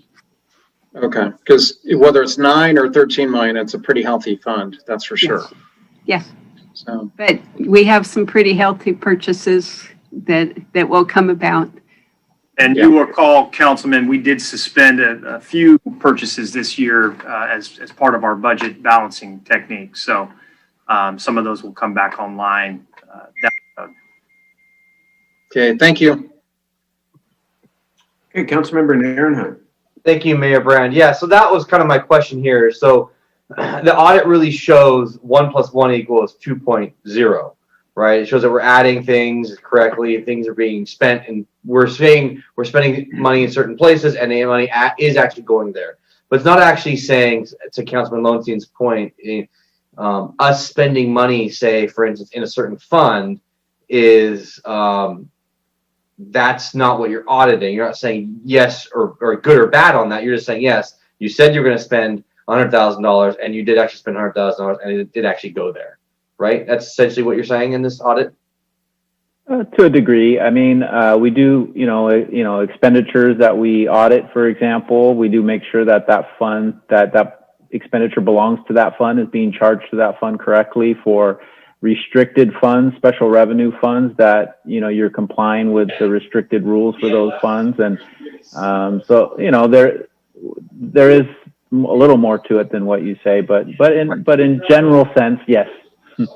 And to follow up, the Moss Adams report that we had presented to us a while ago, it specifically called out and looked at us having a third party people that would collect revenue for us at a third party level.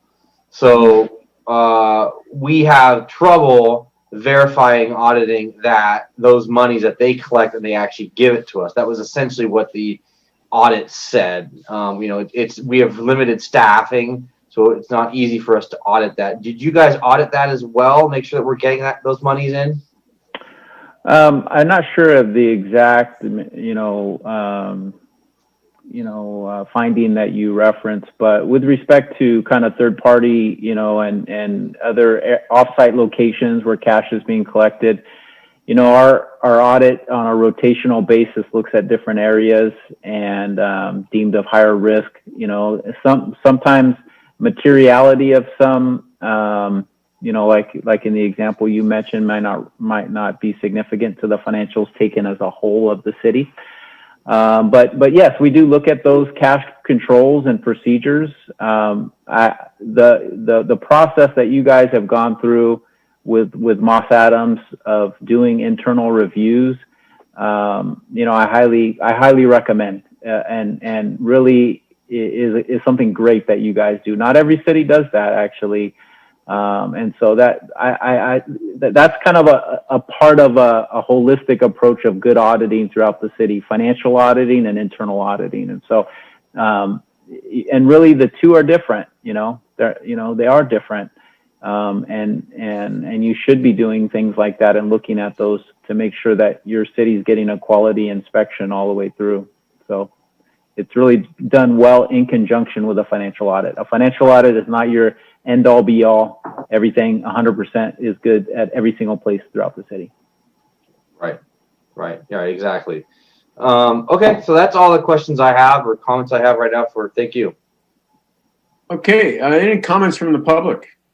Mayor, we have no comments, no Zoom or e-comments. Thank you. Okay, I guess with that, we have a motion in a second. I'll do a recall vote. A roll call vote. Councilmember Nairnine. Aye. Councilmember Lowenstein. Aye. We're just receiving and filing. Yeah, we had a motion though, but yeah, okay, sorry. Yeah, the motion was by Councilmember Grand, I believe, seconded by Councilmember MD. If I'm not mistaken. Okay. Councilmember Horvath. Aye. Councilmember Grant. Aye. And Councilmember MD. Aye. Okay, great. Thank you, Brian. Really appreciate it. Marnie, all your hard work. I know it's not just you. There's a lot of people behind the scenes, so thank them for us. Really appreciate all that hard work. It's a very useful document, and people want to know what's going on. After you read it for a little while, things start to make sense, but it is not idle reading. And Mayor and Council, we will have this posted on our webpage. It's certainly a very public document. And I also want to acknowledge Marnie Ruland and her staff. Not every city receives the acknowledgement and the financial awards from the reviewing outside agencies. And we have gotten it how many years in a row, Marnie? It's over 30. Over 30 years. There are some cities that don't receive that, or they have major gaps because of financial issues. Marnie's not the kind of person to toot her own horn. She is the person who's least like that. So really want to, on behalf of all the department heads, we love working with Marnie and her staff. And she has less staff this year than she had last year. So it's an even bigger accomplishment this year. All right. Well, thank you, Marnie. Thank you, Joe, for pointing that out.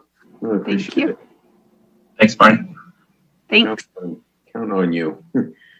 We don't take you for granted. You don't get the accolades, but we certainly don't take you for granted. So thank you and your whole staff. Okay, next up, city manager items. Joe, did you have anything before this particular item you wanted to bring up? Or the only thing just to put out there as a reminder, we sent to all of you, Mayor and Council, the information as a follow-up to the strategic planning session, and an email asking that you provide some ranking and priority for items within each of the goals of the strategic plan. We need to get that back from all of you individually so that we can then tally that and bring it back to you. So our strategic planning efforts are a little bit on hold until we get that back. So just if you need us to send that email again, let us know. We'll send it to you. But there was an email that was sent out, asking for your, priorities in each of those goal areas. So that's the one thing I wanted to share in addition to the COVID update. Yeah, Joe, I saw that email and I did not respond. Yeah, so if you could resend it, please do. It was sent on December 2nd, by the way, just from Mike Wazansky. Yeah. All right. Yeah, we'll send it out. Yeah, Thank to you. those of you that haven't responded. Thank you. Okay, our next item up is a discussion about our COVID restrictions, for lack of a better description. Joe, go ahead. Yeah, right. This is our standard item that we have had on the agenda pretty much every meeting since the pandemic became a part of our lives earlier this year. It was March 12th that we declared a local emergency. That local emergency remains in effect. We've had a series of restrictions during the course of the past several months. We are now back with a statewide stay-at-home order. Not as restrictive as what we had during the early months of the pandemic, but still pretty severe. We also had before that time a county safer at home restriction that has since been superseded by the state action. And essentially what we have tonight is a continuation of the council's review of the restrictions that we have in place. The restrictions on the private sector are not the result of local city actions. I think you all know that, but just for the benefit of the public. And the restrictions that are now in place as a result of the governor's action will remain in effect until at least December 27th. So you'll recall that there was a formula that the state put in place that once a region's ICU capacity falls below 15%, then new restrictions go into effect. That's what's triggered all of this. Most notably, restaurants that previously were allowed to do outdoor dining, that was suspended on a statewide basis. Restaurants can now only do delivery, carry out, and drive-through type service. One restriction that was in place briefly that has since been lifted in terms of public places is outdoor playgrounds. When we were last before you, playgrounds were shut down. The state has since lifted that restriction. So we've removed the safety tape at all of our city playgrounds. The county has also amended its order related to the closure of playgrounds. Also, in terms of the state order as well as the county order, are personal care services, so hair salons, nail salons, barbershops, massage, tattoo, personal care services like that are all prohibited in terms of ability to operate. So are concerned about the impact obviously to all of those industries, but understand that this is all driven as a result of the limited ICU capacity. There's also restrictions affecting other retail sections. Malls are at a 20% capacity. Malls can be open, but only at 20% capacity. Grocery stores, 35% capacity.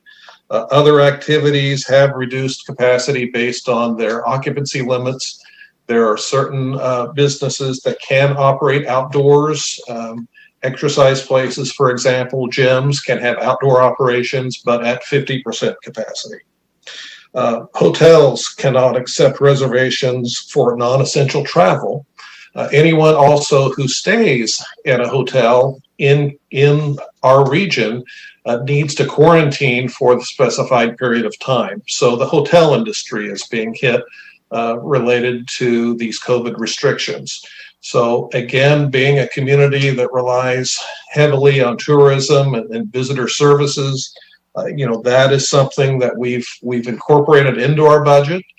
But again, with the discussion that we had last time and with vaccines now in the process of being distributed, we hold great hope that this will mark the beginning of the end of these types of restrictions. But we are definitely in a situation where the case counts continue to go up. We have to date 1,161 cases of COVID-19 in Redondo Beach. On a per capita basis, those numbers are growing.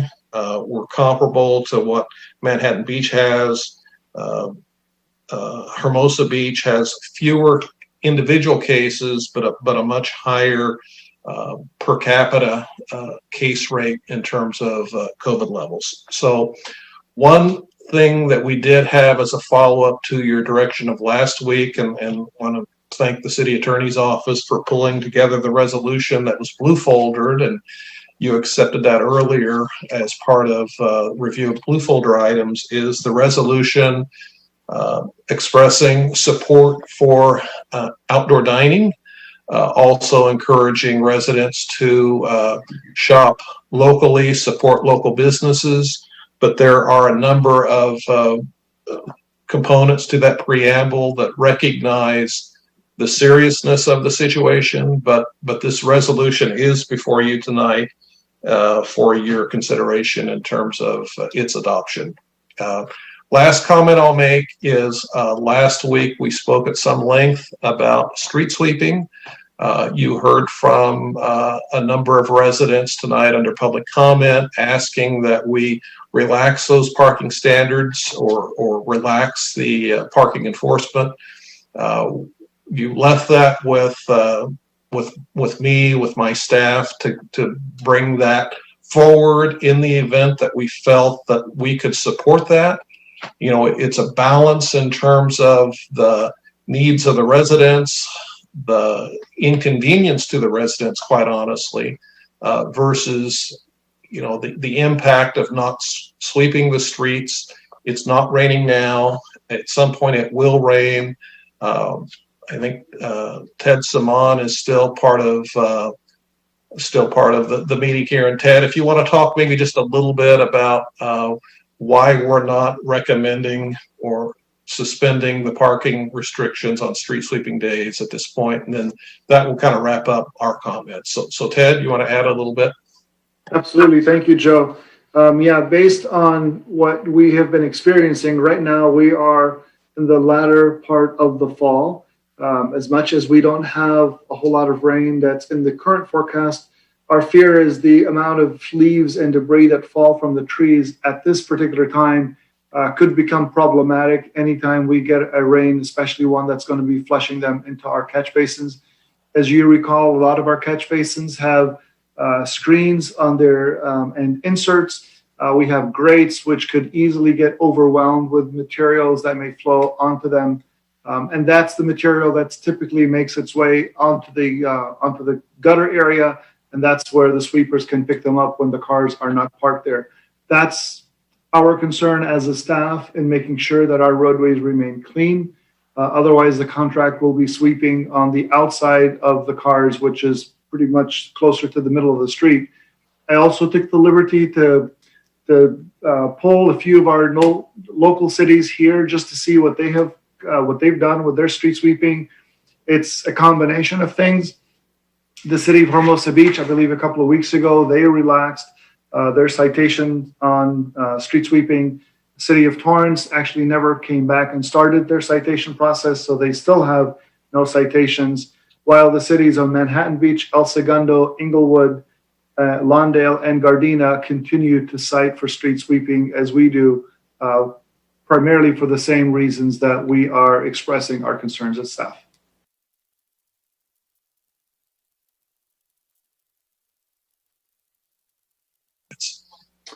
As far as street sweeping goes, I'm sensitive to the comments we heard from Zaino Baji about, and I've seen this, that they come out and like at 8 o'clock, boom, they're writing tickets.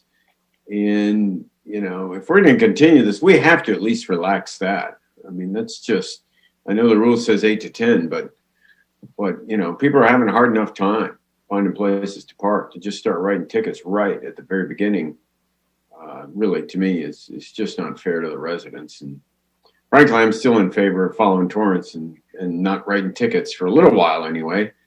And if it becomes a problem, well, then we reinstitute it. But I know it's not easy to just lift and reinstitute. That is not an easy thing to do. We had plenty of warning and still got complaints when we started reinforcement.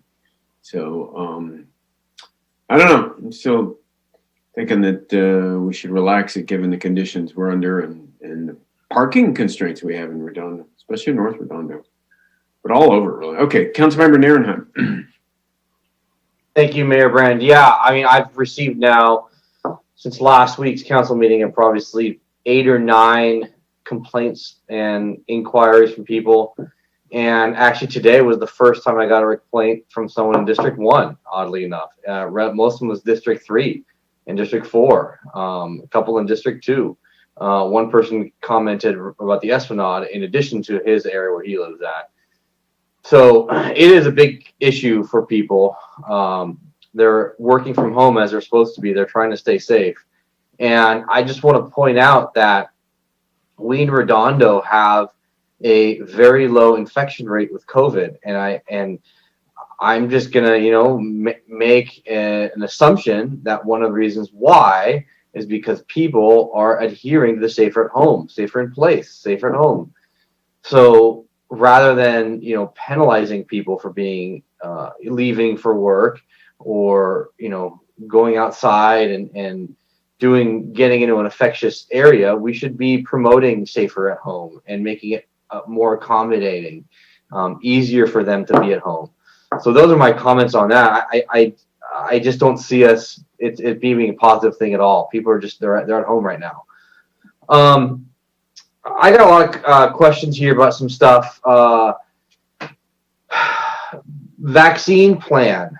What is the vaccine plan? We had our first batches of vaccine show up, 83,000 doses.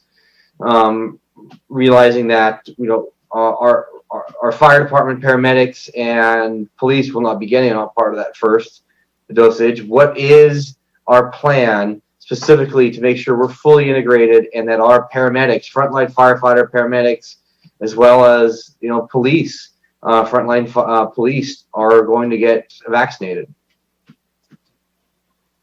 So in terms of how those groups are identified, it is done really on a kind of region by region, county by county basis. We fall within the jurisdiction of the LA County Public Health Department. So, those conversations will happen from the federal level to the state level, from the state level to the county level. And we do not create our own priorities outside of that framework. We can certainly have dialogue and influence, and we will do whatever we can to make sure that our frontline responders are, that the vaccine is offered to them, and that we are certainly doing everything we can to take advantage of those opportunities. But it's not as though a decision needs to be made by the city council in order for us to access the vaccine. Right, I realize that, but we have this plan in place. We have a disbursement program in place. Are we prepping and meeting with staff to make sure that's in place? I mean, to me, it's making sure that when the conversation comes, we're ready to go. Have we had those conversations? From a standpoint of the Public Health Department, we have had conversations with the LA County Public Health Department. Keith Kaufman has been in contact with them relative to once there is a public distribution of the vaccine, how that would happen. We've had some internal discussions relative to human resources. The vaccine is not available right now to us, but yeah, Keith, do you want to add on to your conversations you've had? Sure. So, Nils, one additional thing, the Los Angeles County Chiefs of Police Association has worked with the local EMS agency, and they have already gone through and asked each of the departments how many sworn personnel we have and how many civilian personnel we have that have access to the public. That was all done via survey. So they have the exact number of doses that we're requiring. Once the second tranche of the doses hits LA County, they will set up specific sites for police and fire to go get vaccinated. I don't have a date, but it's all in the works. I don't expect you to have a date. I want to make sure though that we are having those conversations and we're having them early and they know. I'm particularly worried about our frontline firefighter paramedics who are actually going visiting sick people as well. And Chief Kaufman, that's fantastic. Thank you for that info. I'm glad you're up on that. That makes me feel good. So when the public starts asking, we have answers, and I can have a primary answer. Is Chief Metzger there available? Have you had conversations with whoever you need to have and have that conversation? Yes, indeed, we have, Councilman. We've been in touch with the local emergency medical services agency, and in conjunction with what will end up being our provider hospital, which is Little Company of Mary, we've already established a process for all of our firefighter paramedics to get vaccinated on the shifts in which they'll be working. So that's established, ready to go as soon as we have access. Great. Perfect. Thank you very much. I appreciate that. That's great. I mean, that's frontline personnel is most important to me. So the other thing is I saw the whereas clause for the discussion regarding, opposing the resolution opposing the LA County and the state's health ban on outdoor dining. It looked good to me. I didn't think I had anything else to add to that resolution. I don't know if Mr. Webb, you had anything to add to that. I'm assuming not. If you don't speak up, I'll take it that you don't, and that's fine by me. So other than that, let me look at my notes here real quick. Vaccines, parking, BCHD, and that's good for now. Thank you. Yeah, I don't. You could certainly add anything, but it would be fine as is. Okay, perfect. Thank you. Okay, Councilmember Nierenheim. I'm sorry, Councilmember Lowenstein. Yeah, thank you, Mayor Brand. A couple of things. One is related to the ban on outdoor dining. I saw a couple of things. One is Judge Chalfant said that the county was pressed on to actually not extend the ban past, what is it, the middle of this month, I think, without presenting more data. Is that basically how we can interpret that? I haven't actually reviewed his preliminary injunction order, but my understanding is that on December 2nd, before the preliminary injunction hearing was heard, that's when Judge Chalfant asked for more data. And then after the hearing on the 8th, December 8th, that's when he issued his preliminary injunction because the parties could not provide sufficient data to support their argument. And that's why he issued the injunction. So there should be another hearing when, this week? I think the next hearing, if you can give me a second. And also I would add, while she's looking that up, it was the state's action that superseded, Chalfant's, his ruling affected LA County, but in the meantime, the state took its action to ban outdoor dining. So his ruling did not set that aside, but clearly the county will need to deal with the impacts of his ruling. Yeah, and I can't find on the register when the next hearing is, but typically because they filed a petition for a writ of mandamus, the next hearing would be the actual writ hearing, which would include, if they included a request for a permanent injunction, they would have it at the same time. And I believe the county order is going to expire of its own accord before then. So there wouldn't be a ban but for the state ban, as the city manager said, and the county would have to decide that they want to impose a new ban if the state ban goes away. And I think I read today that there were 4 restaurants in Manhattan Beach that were found in violation of the spirit of the county ban. Is that right? Well, that's because, and we had this discussion about, it was always the danger to try and come up with creative workarounds, such as public sitting areas, which you decided not to do because we can't immunize them from the county health taking actions against them.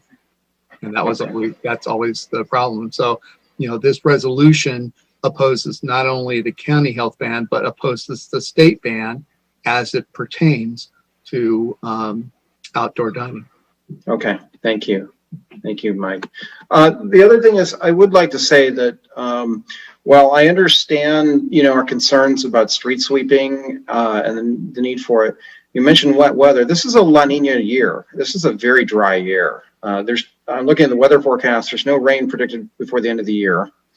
I think we need to be more sensitive to our residents. This is a really trying time for them. And if we start, adding other stresses onto them, they're going to crack. I looked at a couple of Facebook posts today that generated 60 or 70 comments, all saying we need to get rid of the enforcement of street sweeping for a period of time. Next door has been a fire on this. So personally, I think that, we can suspend it for a while and then come back if it's a problem. So I'd like to make a motion to suspend the enforcement of street sweeping citations while we do this. So that's my motion. I will second that, but I'd like to add some stuff on there too after Mike has said. It'd be really important to have a start and end date. Okay, so starting next Monday and ending the second week for 1 month, 30 days. Generally, so it might be good for public notice if you ended it at end of the month. Exactly, because that's easier to explain than all of a sudden they get notices in the middle of January. Okay, January 31st. Right, and then they'll know starting in February, unless you make additional changes, that's when we resume. I think that will be easier because I know, my neighbors had lots of, there was a lot of misunderstanding of when they were going to enforce it. So January 31st, February, if there's rain, February is our really rainiest month generally around here. So that's what, we could look at it and see, but I think we should consider it as a holiday present for people and a New Year's present. So why don't you make the motion again and be specific with the Okay, so I would suggest suspending issuance of citations for parking during street sweeping days, starting on Monday, December 21st, ending January 31st. So we're providing notice, and we would revisit it, I would say, in the 3rd meeting of January. Second meeting. Okay. I'll second that. Second meeting, you said? Well, yeah, I mean, no, we may not have a 3rd meeting. We're only charter requires us to have 2 meetings, not 3. I mean, the third meeting of the 3rd week. Third week. Okay. 3rd week. Sorry, 3rd week of January meeting. Okay, and there's a second. Okay, Councilmember MD. I'm sorry, did you call on me? Yeah. Okay.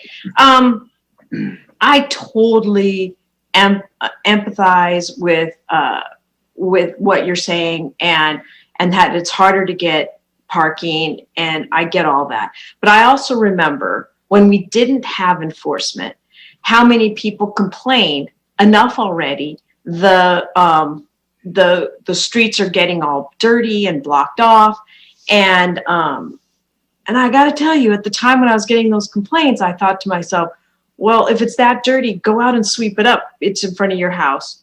Help out and be part of the solution. But that's not what I told people, because that would be insensitive. And so, but people were really complaining that people never moved their cars. If there wasn't any enforcement, they just never moved them. At least now they move them every 72. They can move them every 72 hours. The street sweeping is once a week for 2 hours. That's it. And so I just I empathize that the parking is tough, but the parking is tough whether we enforce or we don't enforce, and it's 2 hours a week. And we need to get people to move their cars so that the streets can be swept, so we don't end up blocking the sewers when it rains. And so when the sewers get blocked, do you guys remember we had some issue, I think it was in South Redondo, where a sewer was blocked and it flooded the person's basement. And so you've got to understand the consequences of what's going to happen. And it doesn't take much for that to happen. Again, I empathize, but I have a problem in District 5 in which there's a guy running a used car lot out of his house. And so he's taking up all the parking, and it really became a huge issue until they started enforcing parking again, because then he again had to do the shuffle. So at least he freed up some car space for everybody. But up until then, when we weren't enforcing it, he was taking over parking throughout all of North Redondo. So I understand if you're going to vote for that because of your area. And I had a few complaints written to me. I don't know if they're from District 5 or if they're being generated by the political season that it is. But people, I thought, found keeping oceans clean to be important. I thought that was one of the things, that one of our bases, that living in a beach cities, we want clean oceans. And so the first line of defense is that we sweep the streets to get rid of all that dirt and pollutants that are going to go into the ocean. And if we keep them there, it ends up getting clogged. This is going to be a problem. So I empathize, but I'm not going to vote for this. And that's why. Okay, can I ask you a couple questions, Joe? Just for clarification, I guess we could lift it in certain areas and not others, the ones that are more constrained. And can we reduce the fines temporarily to half of what it is? Maybe just to relax some of these, show some compassion for what the residents are going through. They're having problems. Well, in terms of if you wanted to say certain areas of town we're going to lift the parking restriction, and other areas of town we're still going to have the parking restriction in place, technically you could do that. I think that would create confusion. People would have a hard time understanding why is it in this section of town I can park on street sweeping days, and other days you can't. So I think it would be hard for us to explain. What about reducing the fines? Is that something that we could? Yeah, I'd have to look into that. I don't know if anybody else on staff has thoughts on that. I mean, the fines that we're charging, the tickets that are written have, I believe, the fine amount on the ticket. So I don't think that's something we could sort of put in place immediately. There would be some extra steps involved. Okay, thank you. Councilmember Nairnheim. Yeah, I got you. I like the idea of reducing the fines. I don't understand why that. I think it's a good middle ground. Hey, we're still going to move people around. I'm very sensitive to the street cleaning. I'm very sensitive to people not moving cars. I got complaints about people not moving cars, but people were extremely understanding, and it wasn't that big of a deal. It didn't turn into a big deal until August, September, when we finally really started to get into the long end of where we were. We had the numbers extremely down low. I mean, everything was essentially back open again, pretty much. And for us to sit here and say that, we're almost in a complete lockdown again,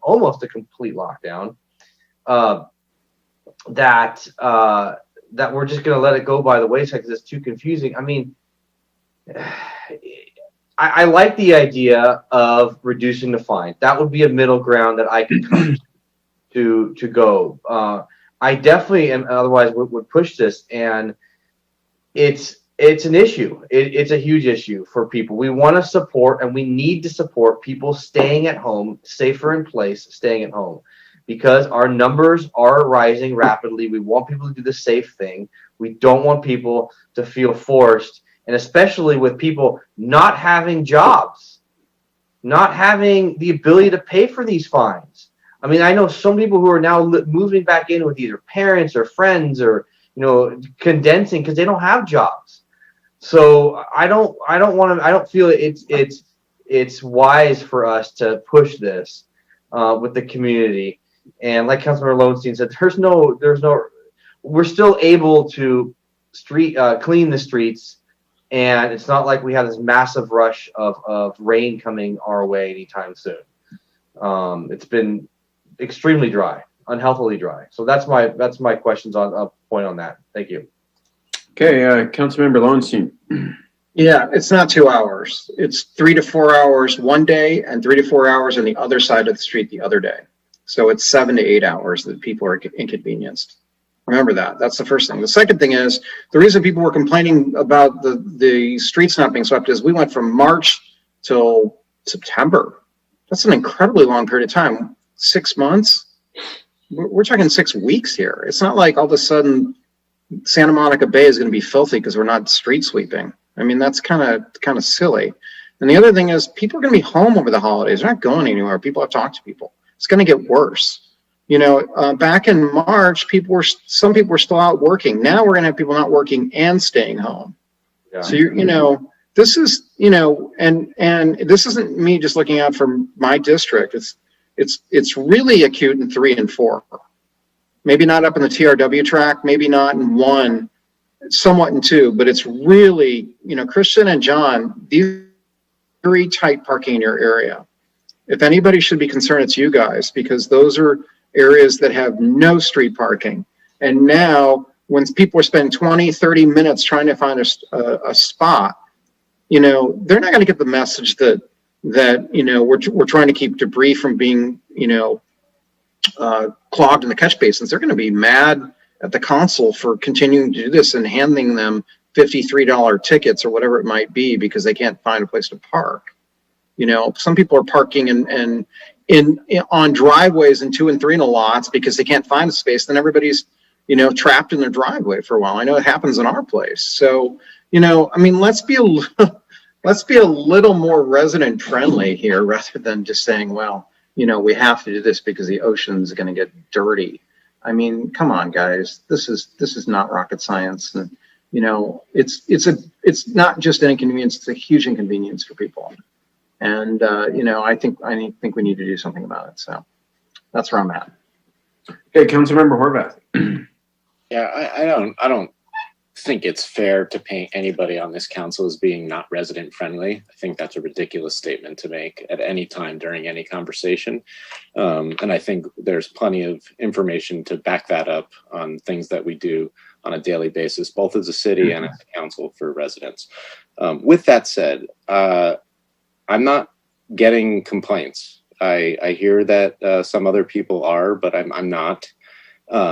People are moving their cars. Yes, we are densely populated in District 3. That's a fair statement to make. I have to move my father-in-law's car every Thursday. But I will make a recognition that not every homeowner or renter is equal, right, in the city. Hopefully, everybody has a parking space, but sometimes people don't, and they are just relegated to the street parking, considering, depending on how many people live in any one given location. With that said, I thought our motion last week made sense to give the discretion to staff, and what I would say this week is that maybe the discretion goes back to some of the conversation we were just having a few minutes ago with, it's not necessarily sending out the message that we are discontinuing enforcement, because the minute we send that message, then the streets don't get swept, right? In the proper way. And they do need to be swept, especially at this time of the year. But staff has, an administrative discretion, or parking enforcement has an administrative discretion to either relax their enforcement or to administratively take on appeal extenuating circumstances. One of the stories that was presented earlier, maybe that is an extenuating circumstance. Maybe somebody who has their car parked, but they are not necessarily completely mobile or agile and have the ability to get out, or the family to get out. I don't know, but I would still I would leave it to the chief and the city manager to figure out how to make that work in the coming weeks as we see what happens here. I think if we keep suspending and then not suspending, I just think it gets more complicated. The idea of lowering the fee does sound interesting, but clearly that would be something that staff would have to explore if it's possible, because as Joe, I think, just mentioned, the tickets already have the fee amount on there. So at that point, that goes back to my previous comment about that would leave, from an administrative perspective, PD or enforcement to waive fees administratively on appeal. That's my thoughts. Okay, thank you, Councilmember Horvath. Joe, if we wanted to reduce the fees, let's just say half, couldn't you just reprogram, because the tickets just spit out of the little handheld machine they have? Couldn't you just reprogram that to change the fee amount? Yeah, I'm not familiar with the logistics of it, and I don't know if Keith is familiar enough with this, so we kind of didn't know that this item was going to, we knew the topic of street sweeping was going to come up, but didn't really. I don't know if it's going there, but if it goes there, somebody can make the motion to explore doing that. The one thing that I did want to also clarify, there was some comment made earlier that the moment that the time for street sweeping restriction goes in effect, that our officers are out patrolling and writing tickets. My understanding is that as the street sweeper passes through, that there is a parking enforcement person with them or following them, and that it's not that they're going out there at the moment that the parking restriction is in effect. It's when the street sweeper is passing by. That's my understanding. He comes by right in some areas, Joe. They come by right at 8 o'clock. That's the thing. So. No, I hear you, and I've watched it all the time. I've watched it for 24 years. They in my street, I think they start on my street, so yeah, it can happen right at 8 o'clock. But be nice to find a way to at least back it up from, because if they come down at 8 o'clock, there's it's the first block. Well, there they are, So I've watched it anyway. Councilmember Horvath, or I'm sorry, you didn't mean to have your hand up again. I don't think. Councilmember Grant. Thank you. So, Joe, when we did this before, and we stopped enforcement, and then we wanted to turn it back on, we requested 30 days of warnings before it got started up. And if we're looking right now and we're going to have a start and stop date, we're going to have to start issuing warnings right away anyway, right? So we're talking about a 40-day period between the 21st and the 31st, right? 21st of December to the 31st of January. So we're starting to write those. If we do it the way we did before, we are basically going to have to now then take another 30 days to give everybody warnings that, hey, it's coming back up. Do you anticipate us just starting to write warnings from day one, right then, on the 21st? Like, hey, we're going to be doing this, and there's no, if we did it the way that Mr. Lowenstein made the motion. That would be difficult to write warnings because, when we suspended the parking enforcement the first time, it was until further notice. So we had several months of non-enforcement. Then once a decision was made, as you correctly indicate, there were several weeks. It was 3 to 4 weeks of warning citations. And we struggled with even being able to do that on a citywide basis. And so, you know, the difficulty is if we start with a finite period of time where we're going to have it not enforced until January 30th or whatever the date is, we could put that on warning tickets. But in the event that we continue it, now we're going to be, it's going to be an iterative process. And I don't know that we would write warning tickets. If you suspend the parking restrictions, I think we're going to put it on our web and we're going to put that information out there. And then because we've got a shorter time period, we'd have to get back to you on kind of how much of a time frame there would be for, for a grace period. Essentially, you'd be starting the grace period immediately. That, we're going to suspend the parking restrictions, and we are, the enforcement's going to start again on a specified date, and we're in kind of the grace period. So that would probably be the way that we would do it, is just one day it's going to start again. Okay.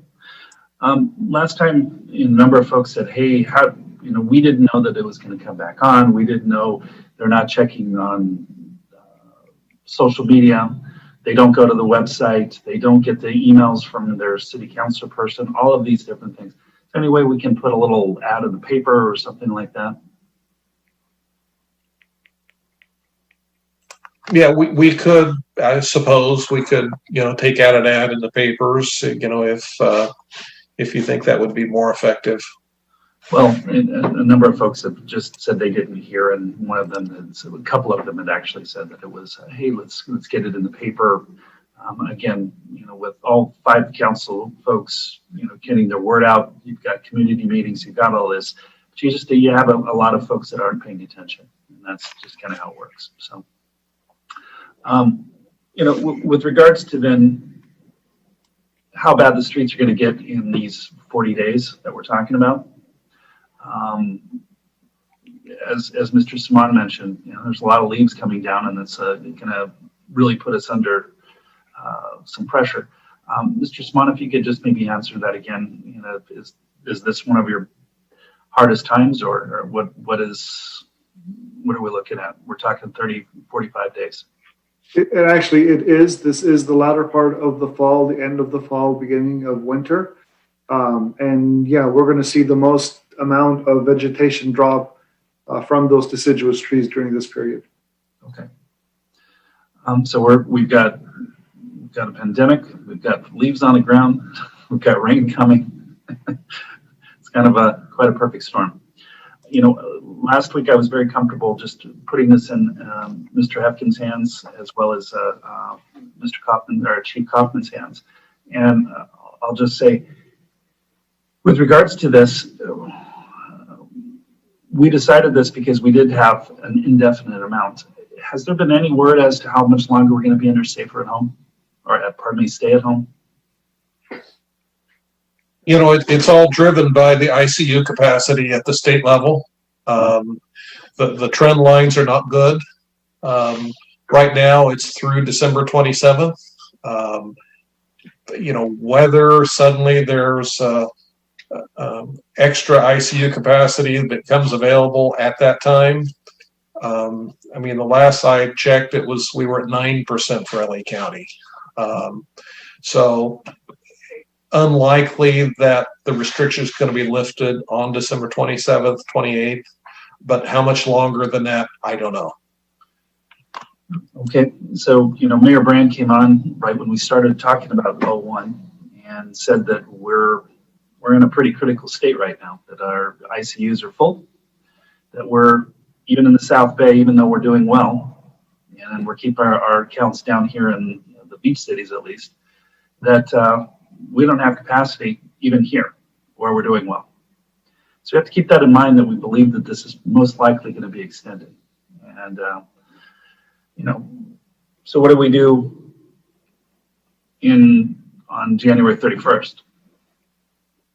So are we going to have this discussion again and say, gosh, we need to keep it open, and we got to keep it, we got to keep it forcing? Is that what we're going to do?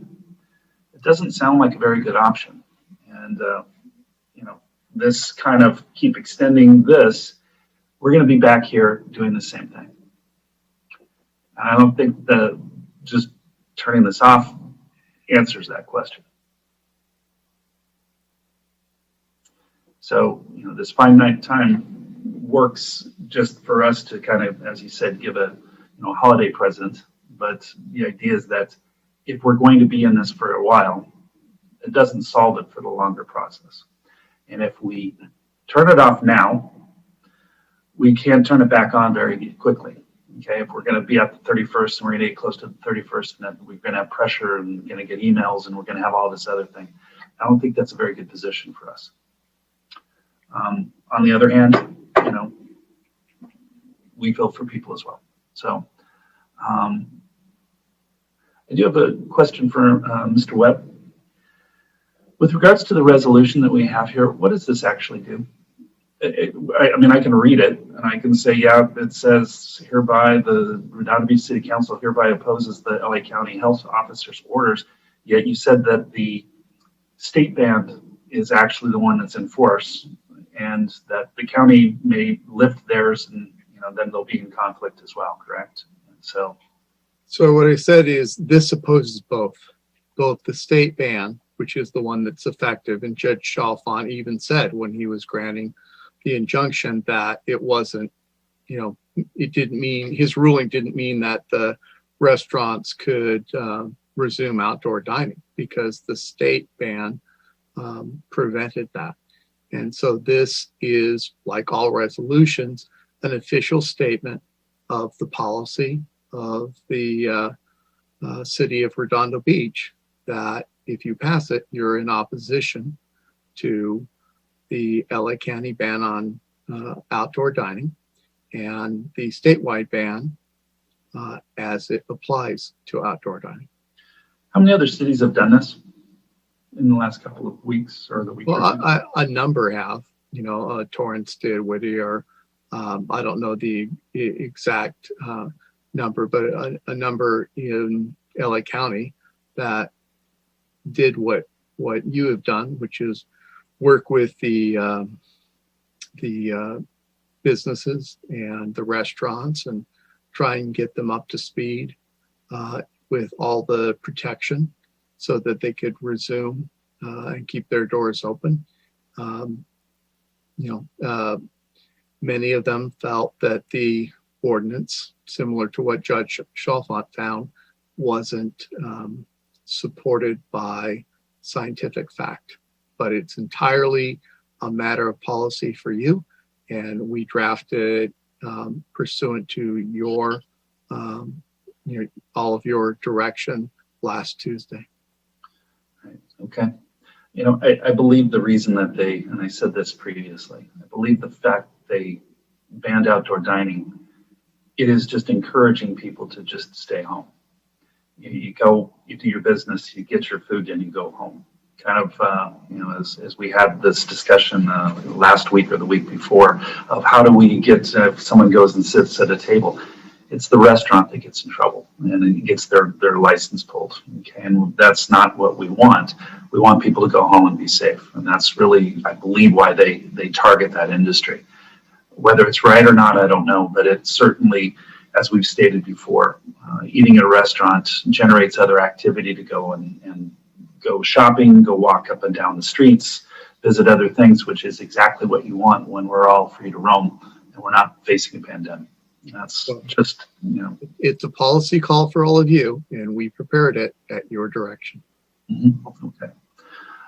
Those are my comments for right now. I'd like to kind of hear where everybody is on the resolution. And if you get into the parking fines, I can talk a little bit about that. Yeah. So how about parking fines? Can we reduce the fines?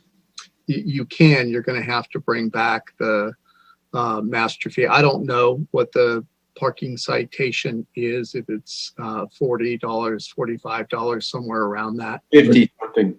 Okay, 50.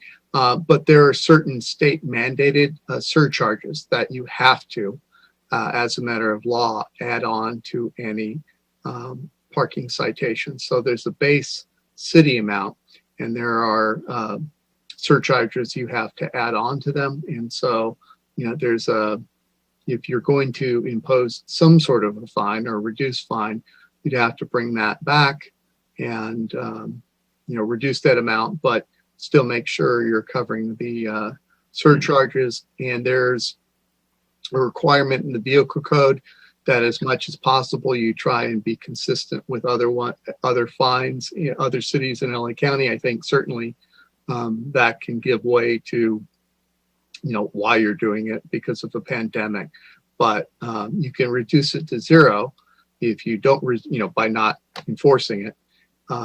If you enforce it with a fine, there is a floor below which you can't reduce it to, and I just don't, have the master fee schedule. So could we authorize our city manager to do the research and reduce the fees when they have that information under this emergency order? What's kind of the point of this item? Yeah, you can, I would say, and then return it to you, because it's a master fee schedule. It's always better to have your action on it at the next meeting. Right, and at our next meeting, we would just authorize that, as we've done with some of his other orders. Is that something that we can do? I would think it is, because you're not taking a proactive step. You're limiting the fine, but I don't know offhand. Okay.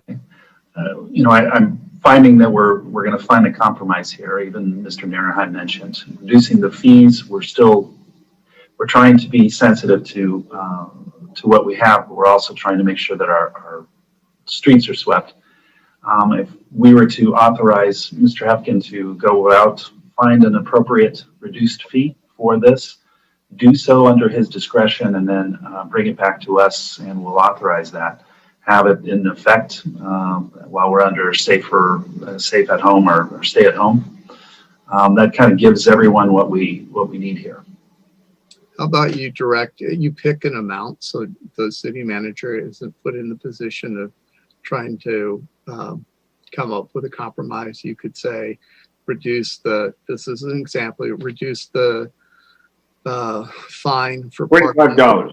You just said $25. Or you could say, or by 50%, the city amount, and right, plus all the required surcharges, because I don't know what the surcharges are offhand. And then to return, if direct him to do so if he can, and we'll certainly research that with him, and to return it at your next council meeting. And Mr. Hefkin still authorized then to be able to suspend. That's the authority we gave him under our last order. So he's still under that last motion as well, correct? He is, but he's explained why he's chosen not to do that. I don't think, I don't, from what I heard, I don't envision in him changing his mind. Councilman Lowenstein's argument about it being a La Nina year would be the most applicable if Mr. Hefkin does that. But I think if you're going to direct him to cut it, by 50%, by $10, whatever it is, and as an emergency measure, and return it to you, the way it works is he could choose not to do it, but not to use that authority as city manager, but certainly would return it to you for council action. And we're talking out loud here, or we're going to talk about this, but that looks like the compromise on there. I think reducing the fees to half would certainly go a long way for everyone to kind of get what they need. So that's my comments right now. I'll relinquish the floor. Thank you. Okay, Councilmember Narenheimer. You're on mute. If we were to change the master fee schedule, that would require a public hearing, won't it? We have to notice that, and then come back, and that's going to take 30 days or more, 45, right? Well, I don't know if it would take 45 days, but City Hall is closed by council action starting next Wednesday. So Right. I don't know how soon they could get the noticing out, but it does, but you would be suspending it pursuant to, assuming, now we haven't researched it, we didn't know this was coming up, but it would be more use taking action pursuant to this to, confirm the suspension because of the pandemic. So it's driven, right now the current pandemic requirements are being dealt with at ICU capacity, at beds, people in beds because of COVID, and many other factors. And those are all 2-3 week behind numbers, essentially, is what we're looking at. So the way it's going, it's not going to plateau for at least another week or two, probably, which means it takes 2 weeks from that point in time to start flushing out the ICU and beds, which should take you to mid-January, and then they start making decisions for a week or two from there. So at minimum, we're talking here end of January, just looking at the scale. I remind everyone that Torrance has not stopped their street sweeping, if that's correct, right? I understood that correctly. And they have essentially a tree district over at the Hollywood Riviera area. They have a views ordinance over there, and they have lots of trees. So they're able to deal with the situation. And they don't even do enforcement right now. And they only started street sweeping recently, actually. It was a big deal over in Torrance to have street sweeping and to pay it all. When it comes to comments about the public and people talking to the public, Councilmember Horvath, a lot of people who are contacting me aren't contacting you because they specifically have said to me that you haven't been receptive to their needs and haven't been listening to their needs. That's exactly what they've been saying. So they've been contacting me, and I said, okay, I'll see what I can do. District 3 and 4 specifically, and in the apartments there on Barrow where we've been dealing with, I've had 3 people contact me from over that area. It's I would love to have this conversation a month or 2 ago regarding the fines, but I'm still in favor of reducing these fees. I don't see how we can not do this. We're heading towards a total lockdown one more time, and we're not being ahead of the game. We're being reactive, not proactive. We want to accommodate our residents to make sure that they're safe at home and they don't feel the need to go outside and go to work, and if they don't have jobs, they're able to pay these fines. It's just that simple for me. So I actually, the more I look at this, I would not be in favor of changing the fee schedule, because it would be a 30-day minimum schedule or minimum time, which would be at the end of January at the minimum that we could do this. So John, if you wanted to be in favor of voting for this motion, if we amended it to say, suspend street sweeping until we can get an amended fee schedule at $25 or whatever time and whatever amount that we have, and that is in place, I would be amenable to that. If you'd be willing to vote for that, because I think that's a good compromise to get us to reduce the fees, to actually be proactive, and then we can put it back in place with a reduced fee and not have street sweeping right now, as people are complaining about. So I think you missed what Mr. Webb said. is that we can authorize Mr. Hapkin to go out and reduce the fees to 50% without our consent, and it's brought back to us as soon as possible. But he can do that under his authority under the COVID direction and the emergency that we're under right now. So you can go ahead and do that so that the fees can be done at his discretion when he comes up with that. So that the fees and passing the fees isn't the eliminator. It's the fact that we will authorize them when they bring them to us. Did I get that correctly, Mr. Webb? So I said we will explore whether he can do that. It's much clearer if you suspend the action of enforcement. It becomes a little more muddy when you're reducing the fine, whether it's city manager or you do it pursuant to the emergency. So we'll look it up because this wasn't something that was talked about previously.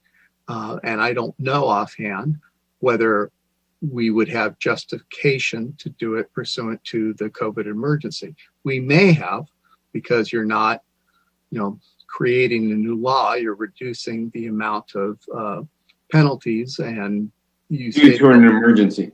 Yeah, pursuant to an emergency. So anything else? Let's just keep this going. This is really getting drawn. Councilmember Nierenheim, you got anything else? I'm done. I'm done. If Councilman Lonesome wants to amend the motion to do something like that, I'd be fine with it. But other than that, let me clarify some things because I had no idea we were having an hour-long conversation about street sweeping. So maybe turn to Ted Simon. Why do we even do street sweeping? I mean, is it required by state law? I think it is in the coastal zone. It's actually required by state law, irrelevant of the coastal zone. It is under our clean water, under the NPDES program. It is a requirement. So we are required by state law in the entire city to do street sweeping, which means we have to have some level of enforcement to be able to do our street sweeping. Is that a fair understanding of the street sweeping requirements? We could not stop street sweeping in Redondo Beach. Well, other than in the pandemic. So right. That's where I was going. That's exactly where I was going. So the Coastal Commission, for example, regulates parking in the coastal zone. And no way would they have allowed us to eliminate all that parking for outdoor dining in the entire coastal zone, not just Redondo Beach. But from Eureka to San Diego, they've relaxed what were normally their standards for parking in the coastal zone temporarily because of an emergency. Is that fair to say? I think it is, so I'll just keep moving.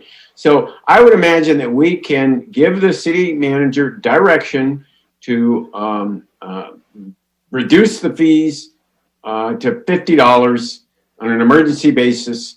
If he can program the computer to do it, and he can continue to pay whatever percentage of the fee has to go to the county and the state, regardless of whatever else, because we're in an emergency and it's a COVID ordered. And by the time anybody at the state or the county came around and said, oh, gee, Redondo Beach, you can't do that, it would already be over. So I just think in the interest of being sensitive to the residents, we ought to find a way, if we're not going to just suspend enforcement, to reduce the fees by half and give the city manager that discretion and go from there, because it's just gotten way too complicated. And I think the public's tired of hearing it. It's reduce the fees by half, let the city manager figure it out. And if he can't, well, then he can't. But anyway, we're in an emergency, folks, and a lot of laws have been suspended temporarily because we're in an emergency. And I really don't think, the state police are going to come down and do anything, or even that we would be in violation. And that's what I indicated. That's, if you made that motion, that's what we would do. With the caveat, we'll just find out if there's some provisional law that stops it. And I would, if you make the motion, cut the city fee in half, because we don't have any control over that. It's not a percentage, Mike. I thought if you you had a certain fine, then a certain percentage, but I guess it's not a percentage, it's an absolute amount. With parking, I don't think it is. I'm no expert, but I think it's a base amount, which we're supposed to make consistent with that LA County, and then there's dollar surcharges. Right. And so we can't touch the dollar surcharges, but we could certainly during the pandemic reduce the city, fine. So we could say something along the lines to reduce the city portion of the fine to get the ticket down to $50 to $25. Well, I would just do an amount because it's like, That's right, $25. Cut, yeah, either to reduce the city portion to 25 or just cut it in half because I don't know exactly what the city portion. Right, exactly. Okay, take the city. So Bill, could you just, I want to make sure I heard you right. So if you were to have made that motion, what would your motion be? Well, my motion would be to direct the city manager to use his emergency powers to reduce the fine for street sweeping to $25, and if he can, while still maintaining the costs that have to go to the county and the state. $25. Just make it simple. The city may end up getting $2 when they write a ticket, but see, that just shows your experience. I'd be willing to support that. And did the motion also say to bring it back for the council at your next council meeting? Do we have to, or can we give the city manager the direction to do it? I think with all the emergency orders, you're supposed to confirm them. Okay. Yeah, it's supposed to be confirmed at the next earliest date. All right. That's what we've done. Yeah, and we're going to do. Depending on what you find out, Joe, maybe I'll call an emergency meeting for, one item. And we need 3 people to show up. It's But maybe Christmas. No, come on. we can do it. It's Zoom. Guys, It's Zoom. silly. getting us somewhere. Otherwise, you do nothing. Otherwise, you spend it or you do nothing because it's coming. No. If he does the action, he has to bring it back to you. At the next meeting. We don't need a special meeting for that. January 4th. Okay, fine. All right. Right now, why don't we vote on the first motion about suspending enforcement, because I think that's going to fail, and then we'll let somebody else make another motion. How about making a substitute motion on the floor? You got to withdraw your motion first. I didn't make the motion, Councilman You Lowenstein. did. I thought you I did. did. Oh, okay. We Well, then just you would make a motion. Sorry, Nils, I thought you made the motion. Go ahead. So Bill, just a substitute motion. So Yeah, substitute motion. Thank you. So I'll make a substitute motion to direct the city manager to reduce the fees during for parking enforcement. Come back with us during this pandemic, during the emergency orders, and to come back to us to confirm at our next city council meeting. Regular meeting, which is January 5th. January 5th, yeah. I was looking right here on the calendar. To $25, if we can, for the amount. Still pay the fees that are required by. And so, well, yeah, that's by law, right? So we have to, still pay the fees by law. And that's for street sweeping. That's not all parking enforcement, just for street sweeping citations. That is affirmative. I think that's clear. Is that clear, Joe? That's clear. Okay, thank you. Is there a second? I'll second that. Okay, there's a motion and a second. Councilmember Horvath, you had your hand up. My hand was up to make the substitute motion. Oh, sorry. Noted. Okay, close enough. Any So, Mayor, comment? So we have, our e-comments are related to the ordinance, the resolution. Oh, okay. Well, it's part of the package, right? So, Okay. We'll make another motion. I'll be making another motion after this to accept the resolution regarding outdoor dining. So that's separate. I'll be doing that. Okay. So then, I don't know if so this is separate. anybody from Zoom that would like to speak, if you can please raise your hand, and then we can pick on you, or we can ask you to speak. I'm not going to recall him. I'm going to pick on him, but go ahead. Okay, so I don't see anyone raising their hand at this moment. Silly. Okay. Well, I'll give him a second. I don't know. Is there any comments about street sweeping specifically and e-comments or? No, well, not for street sweeping. That was just right. you read it earlier. So we can take a vote on that, and then we'll take public comments on the other portions of this in the resolution. Is that okay? That sound good? Okay. I'll take a vote then on that motion. Councilmember Naranat. Aye. Councilmember Lowenstein. Aye. Councilmember Horvath. Aye. Councilmember Gran. Aye. and Councilmember MD. Aye. Great. So you'll come back, Joe, with how and what we can do January 5th. So I would like to make a motion to receive and file the COVID report as well as the outdoor dining resolution prepared for us as per the last meeting from the city manager's office. Okay. Excuse me, city attorney's office. Sorry. I'll second that. Okay. Councilmember Horvath. Yeah, I'm sorry. Was that last motion to pass the resolution that's on the agenda? Yeah. Okay, so yeah, I'm just going to say the same thing that I said last week, but I'll try to be even more brief. This is, in my opinion, this is not about not supporting businesses. I'm a small business owner. I've been hit pretty hard by COVID, even though I'm not a restaurant. And luckily, most of my clients are also just have been hit hard. So it's just a domino effect. But I'm not going to support this motion because of I believe the place we're in right now was predictable, and the mixed messaging that it sends to people when we're trying to tell them to stay home, stay safer, get takeout. We can still, to the mayor's earlier comments, we can still support our local businesses and we can still support our local restaurants without eating outside. I don't feel like this resolution, it doesn't do anything in reality. I get the point of it, right? It's trying to set as a policy way that we support businesses, but the fact of the matter is we do support businesses. We've been trying to give them as much money as we have available to us through the CARES Act. But this resolution really does nothing because we're being superseded by county or state regulations. So I don't want to continue perpetuating the mixed messaging that's been coming our way for this entire pandemic. I think that's why people are divided and confused and angry and upset. I would rather people stay safe, and I don't think Redondo Beach is immune. We've been lucky so far, but I think lucky is the pejorative word here. So I will not be supporting the resolution. I apologize. Because of but did you support the? Of course, I support businesses. Yes.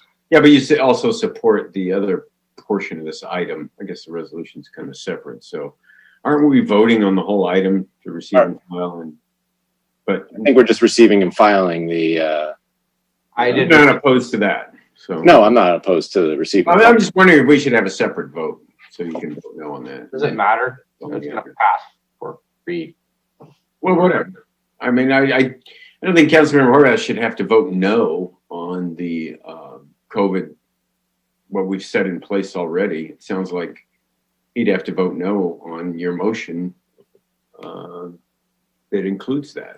So all the orders we already have in place.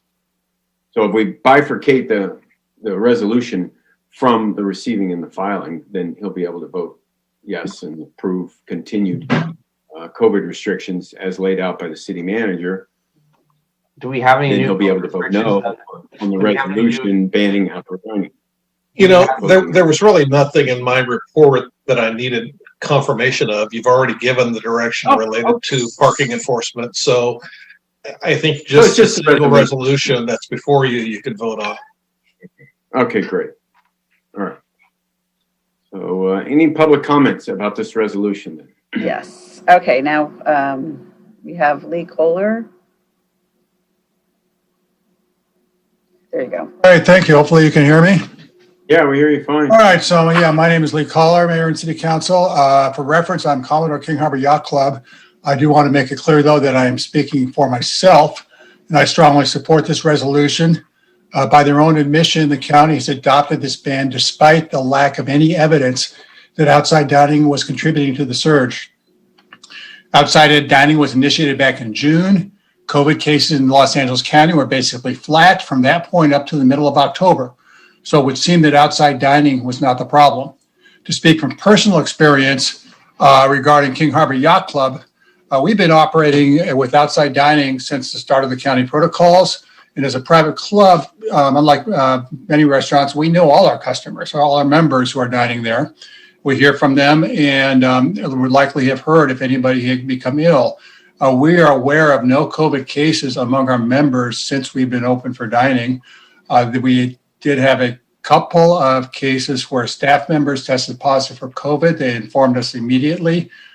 We took appropriate actions, and in both cases, we know that that was not as a result of the restaurant operating, but through personal contacts. I will add both those employees are perfectly fine now, and did not involve, and there was not any additional spread at the club among our employees. So while this is an anecdotal case, it's certainly the case that the outside dining is really not contributing to this issue. Thank you. Okay, we have Ilya Klinger. Let's see. Hello, can you guys hear me? Yes. I think it's important to come up with a sensible set of policies that neither the county nor the state governments seem to be able to accomplish that. I want to say thank you to Janice Hahn and Catherine Barger, who voted to keep outdoor dining open, but it seems that there's quite a bit of misunderstanding among the LA County politicians as to how the public will react to it. For instance, Governor Newsom instituted draconian measures for Thanksgiving, and the public simply ignored it. As a result, people held house parties and COVID-19 cases exploded. This is a time of enormous stress for our nation, and that is enormous stress, and people will risk a ticket to blow off some steam. The psychological health of our nation is deeply troubling. People are going to get together and dine together because as humans, we're social creatures, and that's how we blow off steam, especially during COVID-19. The only question for me is, do we want it to be in a controlled environment, such as outdoor dining, or do we want more house parties? And I support the former, because if somebody's under enormous stress, they're not going to be a rational actor. So we can try to provide outlets to shore up our troubled mental health as much as we can with outdoor dining, or we can continue to have COVID-19 grow as a result of house parties. And those are the real choices, even if certain politicians in LA County and Sacramento have yet to realize it. Thank you. Okay, that concludes the Zoom. We have some e-comments. Go ahead, Katera. Okay, the first e-comment is from Michael Sachs. I don't support banning outdoor dining because I believe that it causes more harm than good. That stated, I understand why our health officials support the ban.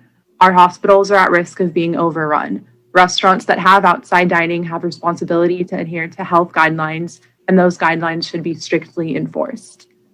The next comment is from Tanya McKenzie. My name is Tanya McKenzie of District 4. North Redondo Beach eateries are being hurt by this action by the governor. As the president of the North Redondo Beach Business Association, a resident, business owner, and mother that is deeply concerned for the safety of the community in which I live, I have yet to see any of our businesses not taking this public health crisis seriously.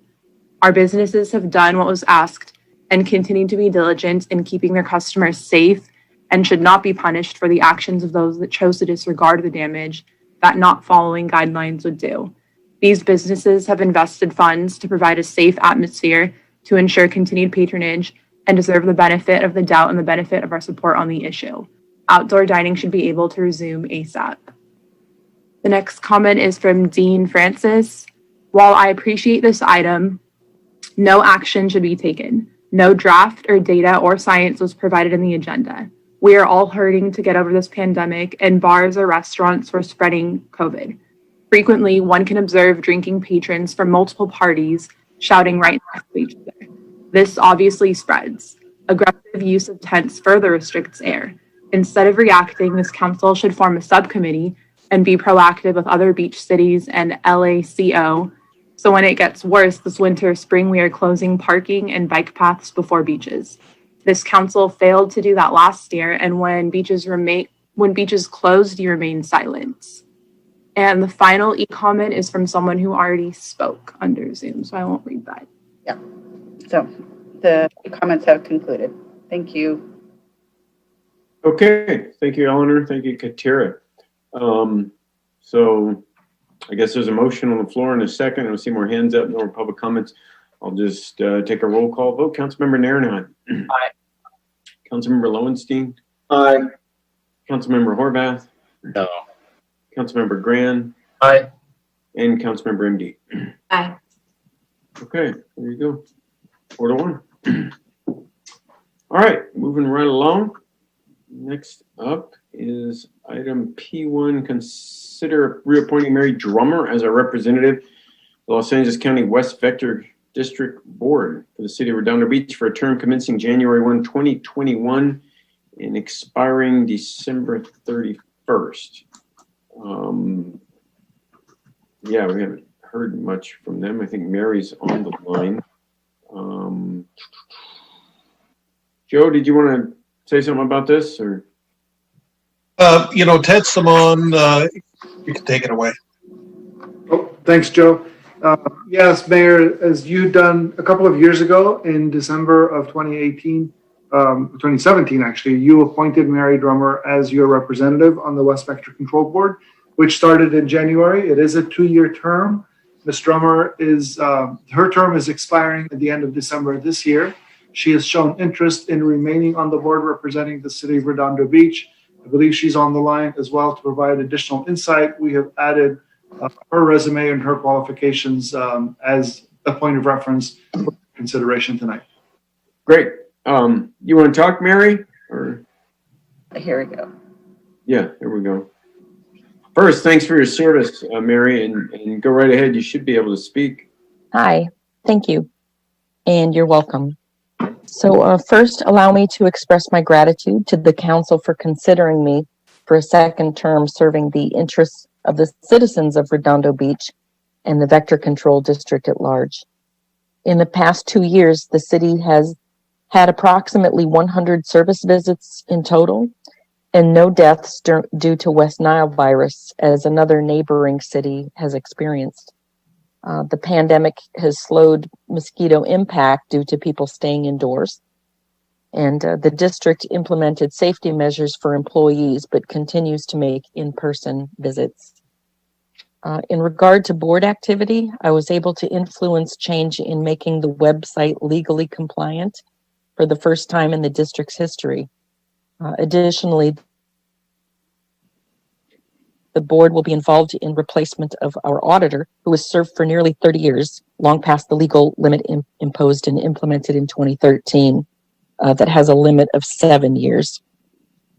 John Gran imparted this wisdom to me 2 years ago, that it takes time to turn an aircraft carrier around, and that perspective has been helpful. While there are numerous ongoing issues that need a course correction, I remain eager to meet those challenges, as the late Senator John Lewis said, to get into good trouble and continue to move the district into a consistent state of transparency and fiscal responsibility to the tax-paying citizens of this district, while we continue to pursue the safe provision of mosquito abatement throughout this region. Thank you. Okay, thank you, Mary. Thank you for your service. I remember appointing you, and somewhat controversial, but I'm glad to see that you've really gotten your teeth into it and really put some work into it and had an impact. So really, really appreciate it. So are there any comments? I'm not seeing any. Hang on one second. Councilmember Nierenheim. Yeah, I mean, I just want to thank Mary Drummer for her service on this. You know, it's the reason why we're appointing her to this and appointing her in the first place is because she came to the council in person to let us know that we had a spot here, we weren't filling it. And if you look at her resume, she's doing a fantastic job. She's a nurse, she's training all these things. She has the time. I've learned that you get community members involved who are involved and want to move forward and are educated for what she needs to do. So fantastic work. I've heard nothing but great things. So thank you, Mary. And I'm glad community members like you want to step up to the fray and make things happen, because that's how we get change and that's how we get things happening. And one of the things I noticed was after you got online, the actual website for Vector West started doing things that they've never done before.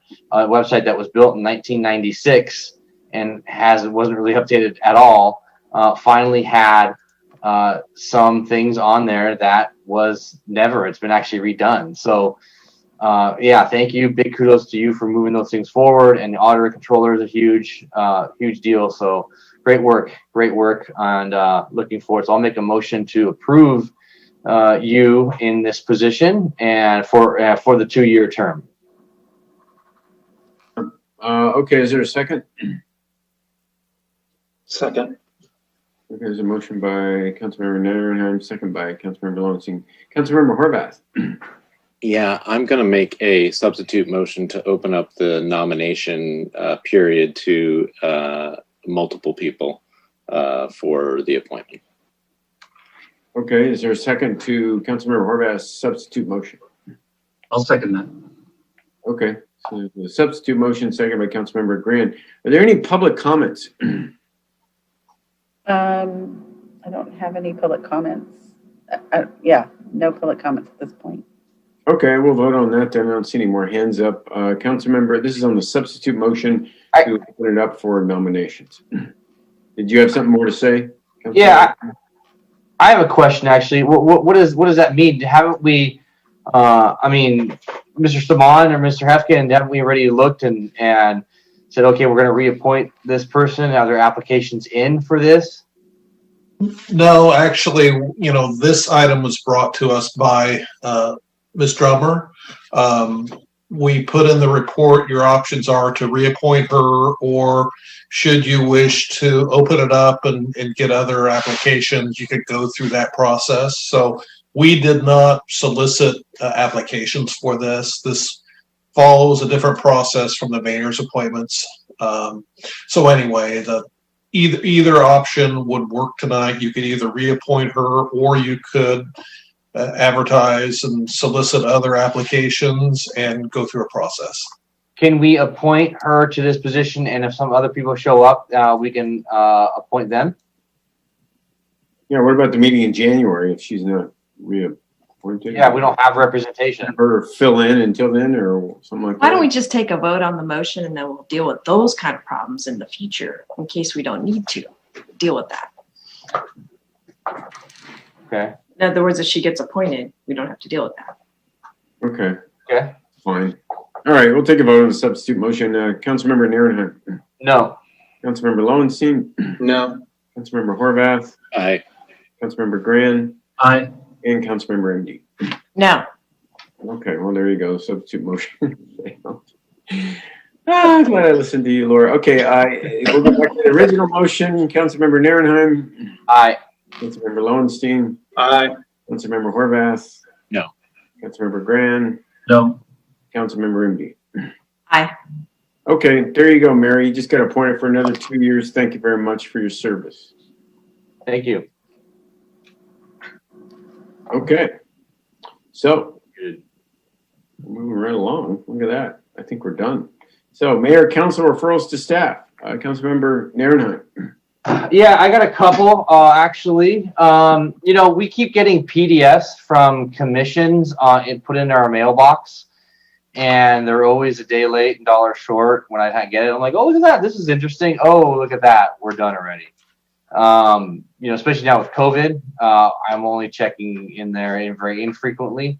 I'd like to, Joe, I've asked you this before, but I guess we have to have, if we want to change the process, we got to have a council meeting on this rather than having paper forms, having it as a PDF sent to us so we know. I got a Harbor Commission one a couple weeks ago. That was great. But do we have to have a full council meeting on this to request PDF forms to send to our email boxes? Well, what are you specifically referring to? There was a communication from a commission that was in paper form only and wasn't scanned and sent to you? All the agendas that are given to us for the budget and finance, public art, planning, audit committee. I saw audit committee was on here, and I'm like, oh, look at that. But this is all a day late, $1 short because I pick it up after the fact. We're still getting paper copies, Joe. Yes. Yeah, I don't know if you want me to speak on that, but you know what? I'll speak to all the liaisons and talk to, since they're now doing the agenda on Granicus, we can incorporate you to get the PDF agenda through the email. That'd be great. That'd be great, Eleanor. I'll work with all the liaisons and have that done. Yeah, that'd be. I didn't realize you guys were still receiving paper copies. Yeah. That's sort of something that's always been going on. Right. We're still getting Look paper at copies. Okay, great. Week, If that's okay, Joe. Right. Thank you. The other thing is, I actually got the letter from, it was actually January 24th. It was dated, so I'm not sure when we got it from the Budget and Finance Commission. $1,500 to spend to talk about the workers' compensation fund and the actuaries. I actually went back and watched that because I saw this letter, and I think it's a very great expense. It's only $1,500 that we can look at. We'll need a budget amendment for this because it's an expense that we didn't budget for. And looking at the actuaries and a deep dive to workers' compensation internal service funds allocation is, I think, a very prudent thing to do as per the Budget and Finance Commission and their recommendations. So I'd like to make a motion to have a council meeting in January, the second council meeting in January, to approve the Budget and Finance request to have an Joe, who was it? What company was it for? Do I need to say the company? I guess it cost $1,500 to the company. It wasn't CalPERS, was it? It wasn't CalPERS. It was an outside consulting firm that we use. This is one where you may, if we bring back a report, and I may suggest that we do it as part of the mid-year budget review. You have your letter from Budget and Finance. There's maybe some supplemental information you could have in the form of either a budget response report or a staff report associated with this. There is a budget implication. Well, it's $1,500. I'm like, I don't want to sit here and wait 2 months to get things going. We should be prudent. And when we do these audits, we get these great work on audits. So we were just saying we went through the audit committee, so we get to great things on that. So it's $1,500. It's not much, and we can move this along very, very quickly rather than wait 2-3 months and then possibly forget about it and nothing ever gets done. This is something that they felt strongly about enough to send us an email, a written letter about. So, that would be my motion to approve to have a council meeting to do a $1,500 budget amendment to approve their request for the cost of their expenditure that they're requesting a deeper dive on the basically to agendize this for discussion. Council meeting. I'll second that. Okay. All right, there's a motion and a second. Councilmember Nierenheim. Aye. Councilmember Lowenstein. Aye. Councilmember Horvath. Sorry, are we voting on this to have a discussion about it or to bring it? Okay. Yes, we can't do anything more than that. That's fine. Councilmember Grand.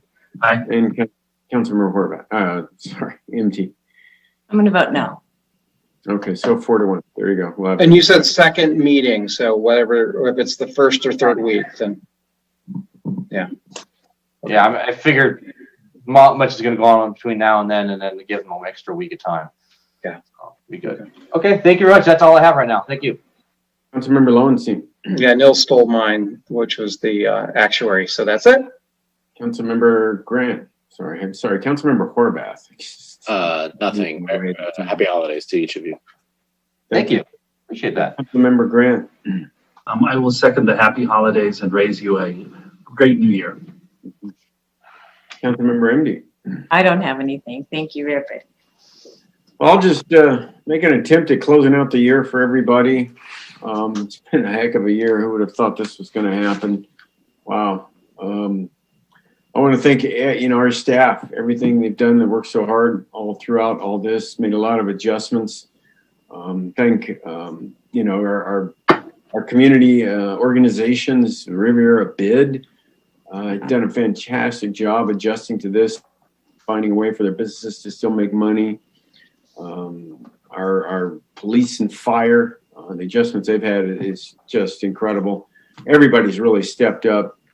The residents have stepped up. We feel their complaints. We feel their pain, and we've tried to be sensitive to it in every way we can. I just think that our community's done a great job. We got the lowest rate of COVID in the beach cities. You heard earlier tonight, we're the only one with the housing authority. We're the only one getting CDBG monies and able to do things with that at our discretion. So, I'm just really proud of Redondo Beach, frankly. And I think we've done a great job this year. And we've broken a lot of eggs, but pricked some more apparently. But just thanks to everybody. Happy holidays, happy Hanukkah, Merry Christmas, everybody. Really looking forward to next year. Got some good things. Got a new president coming. We got a lot of good stuff to be looking at. So thanks everybody. And sorry we're not adjourning in honor of anybody, unless I missed it. I don't think I did. So with that, I'll just say I'll entertain a motion to adjourn. So moved. Second. Any objections? Okay, we're adjourned, and Happy New Year.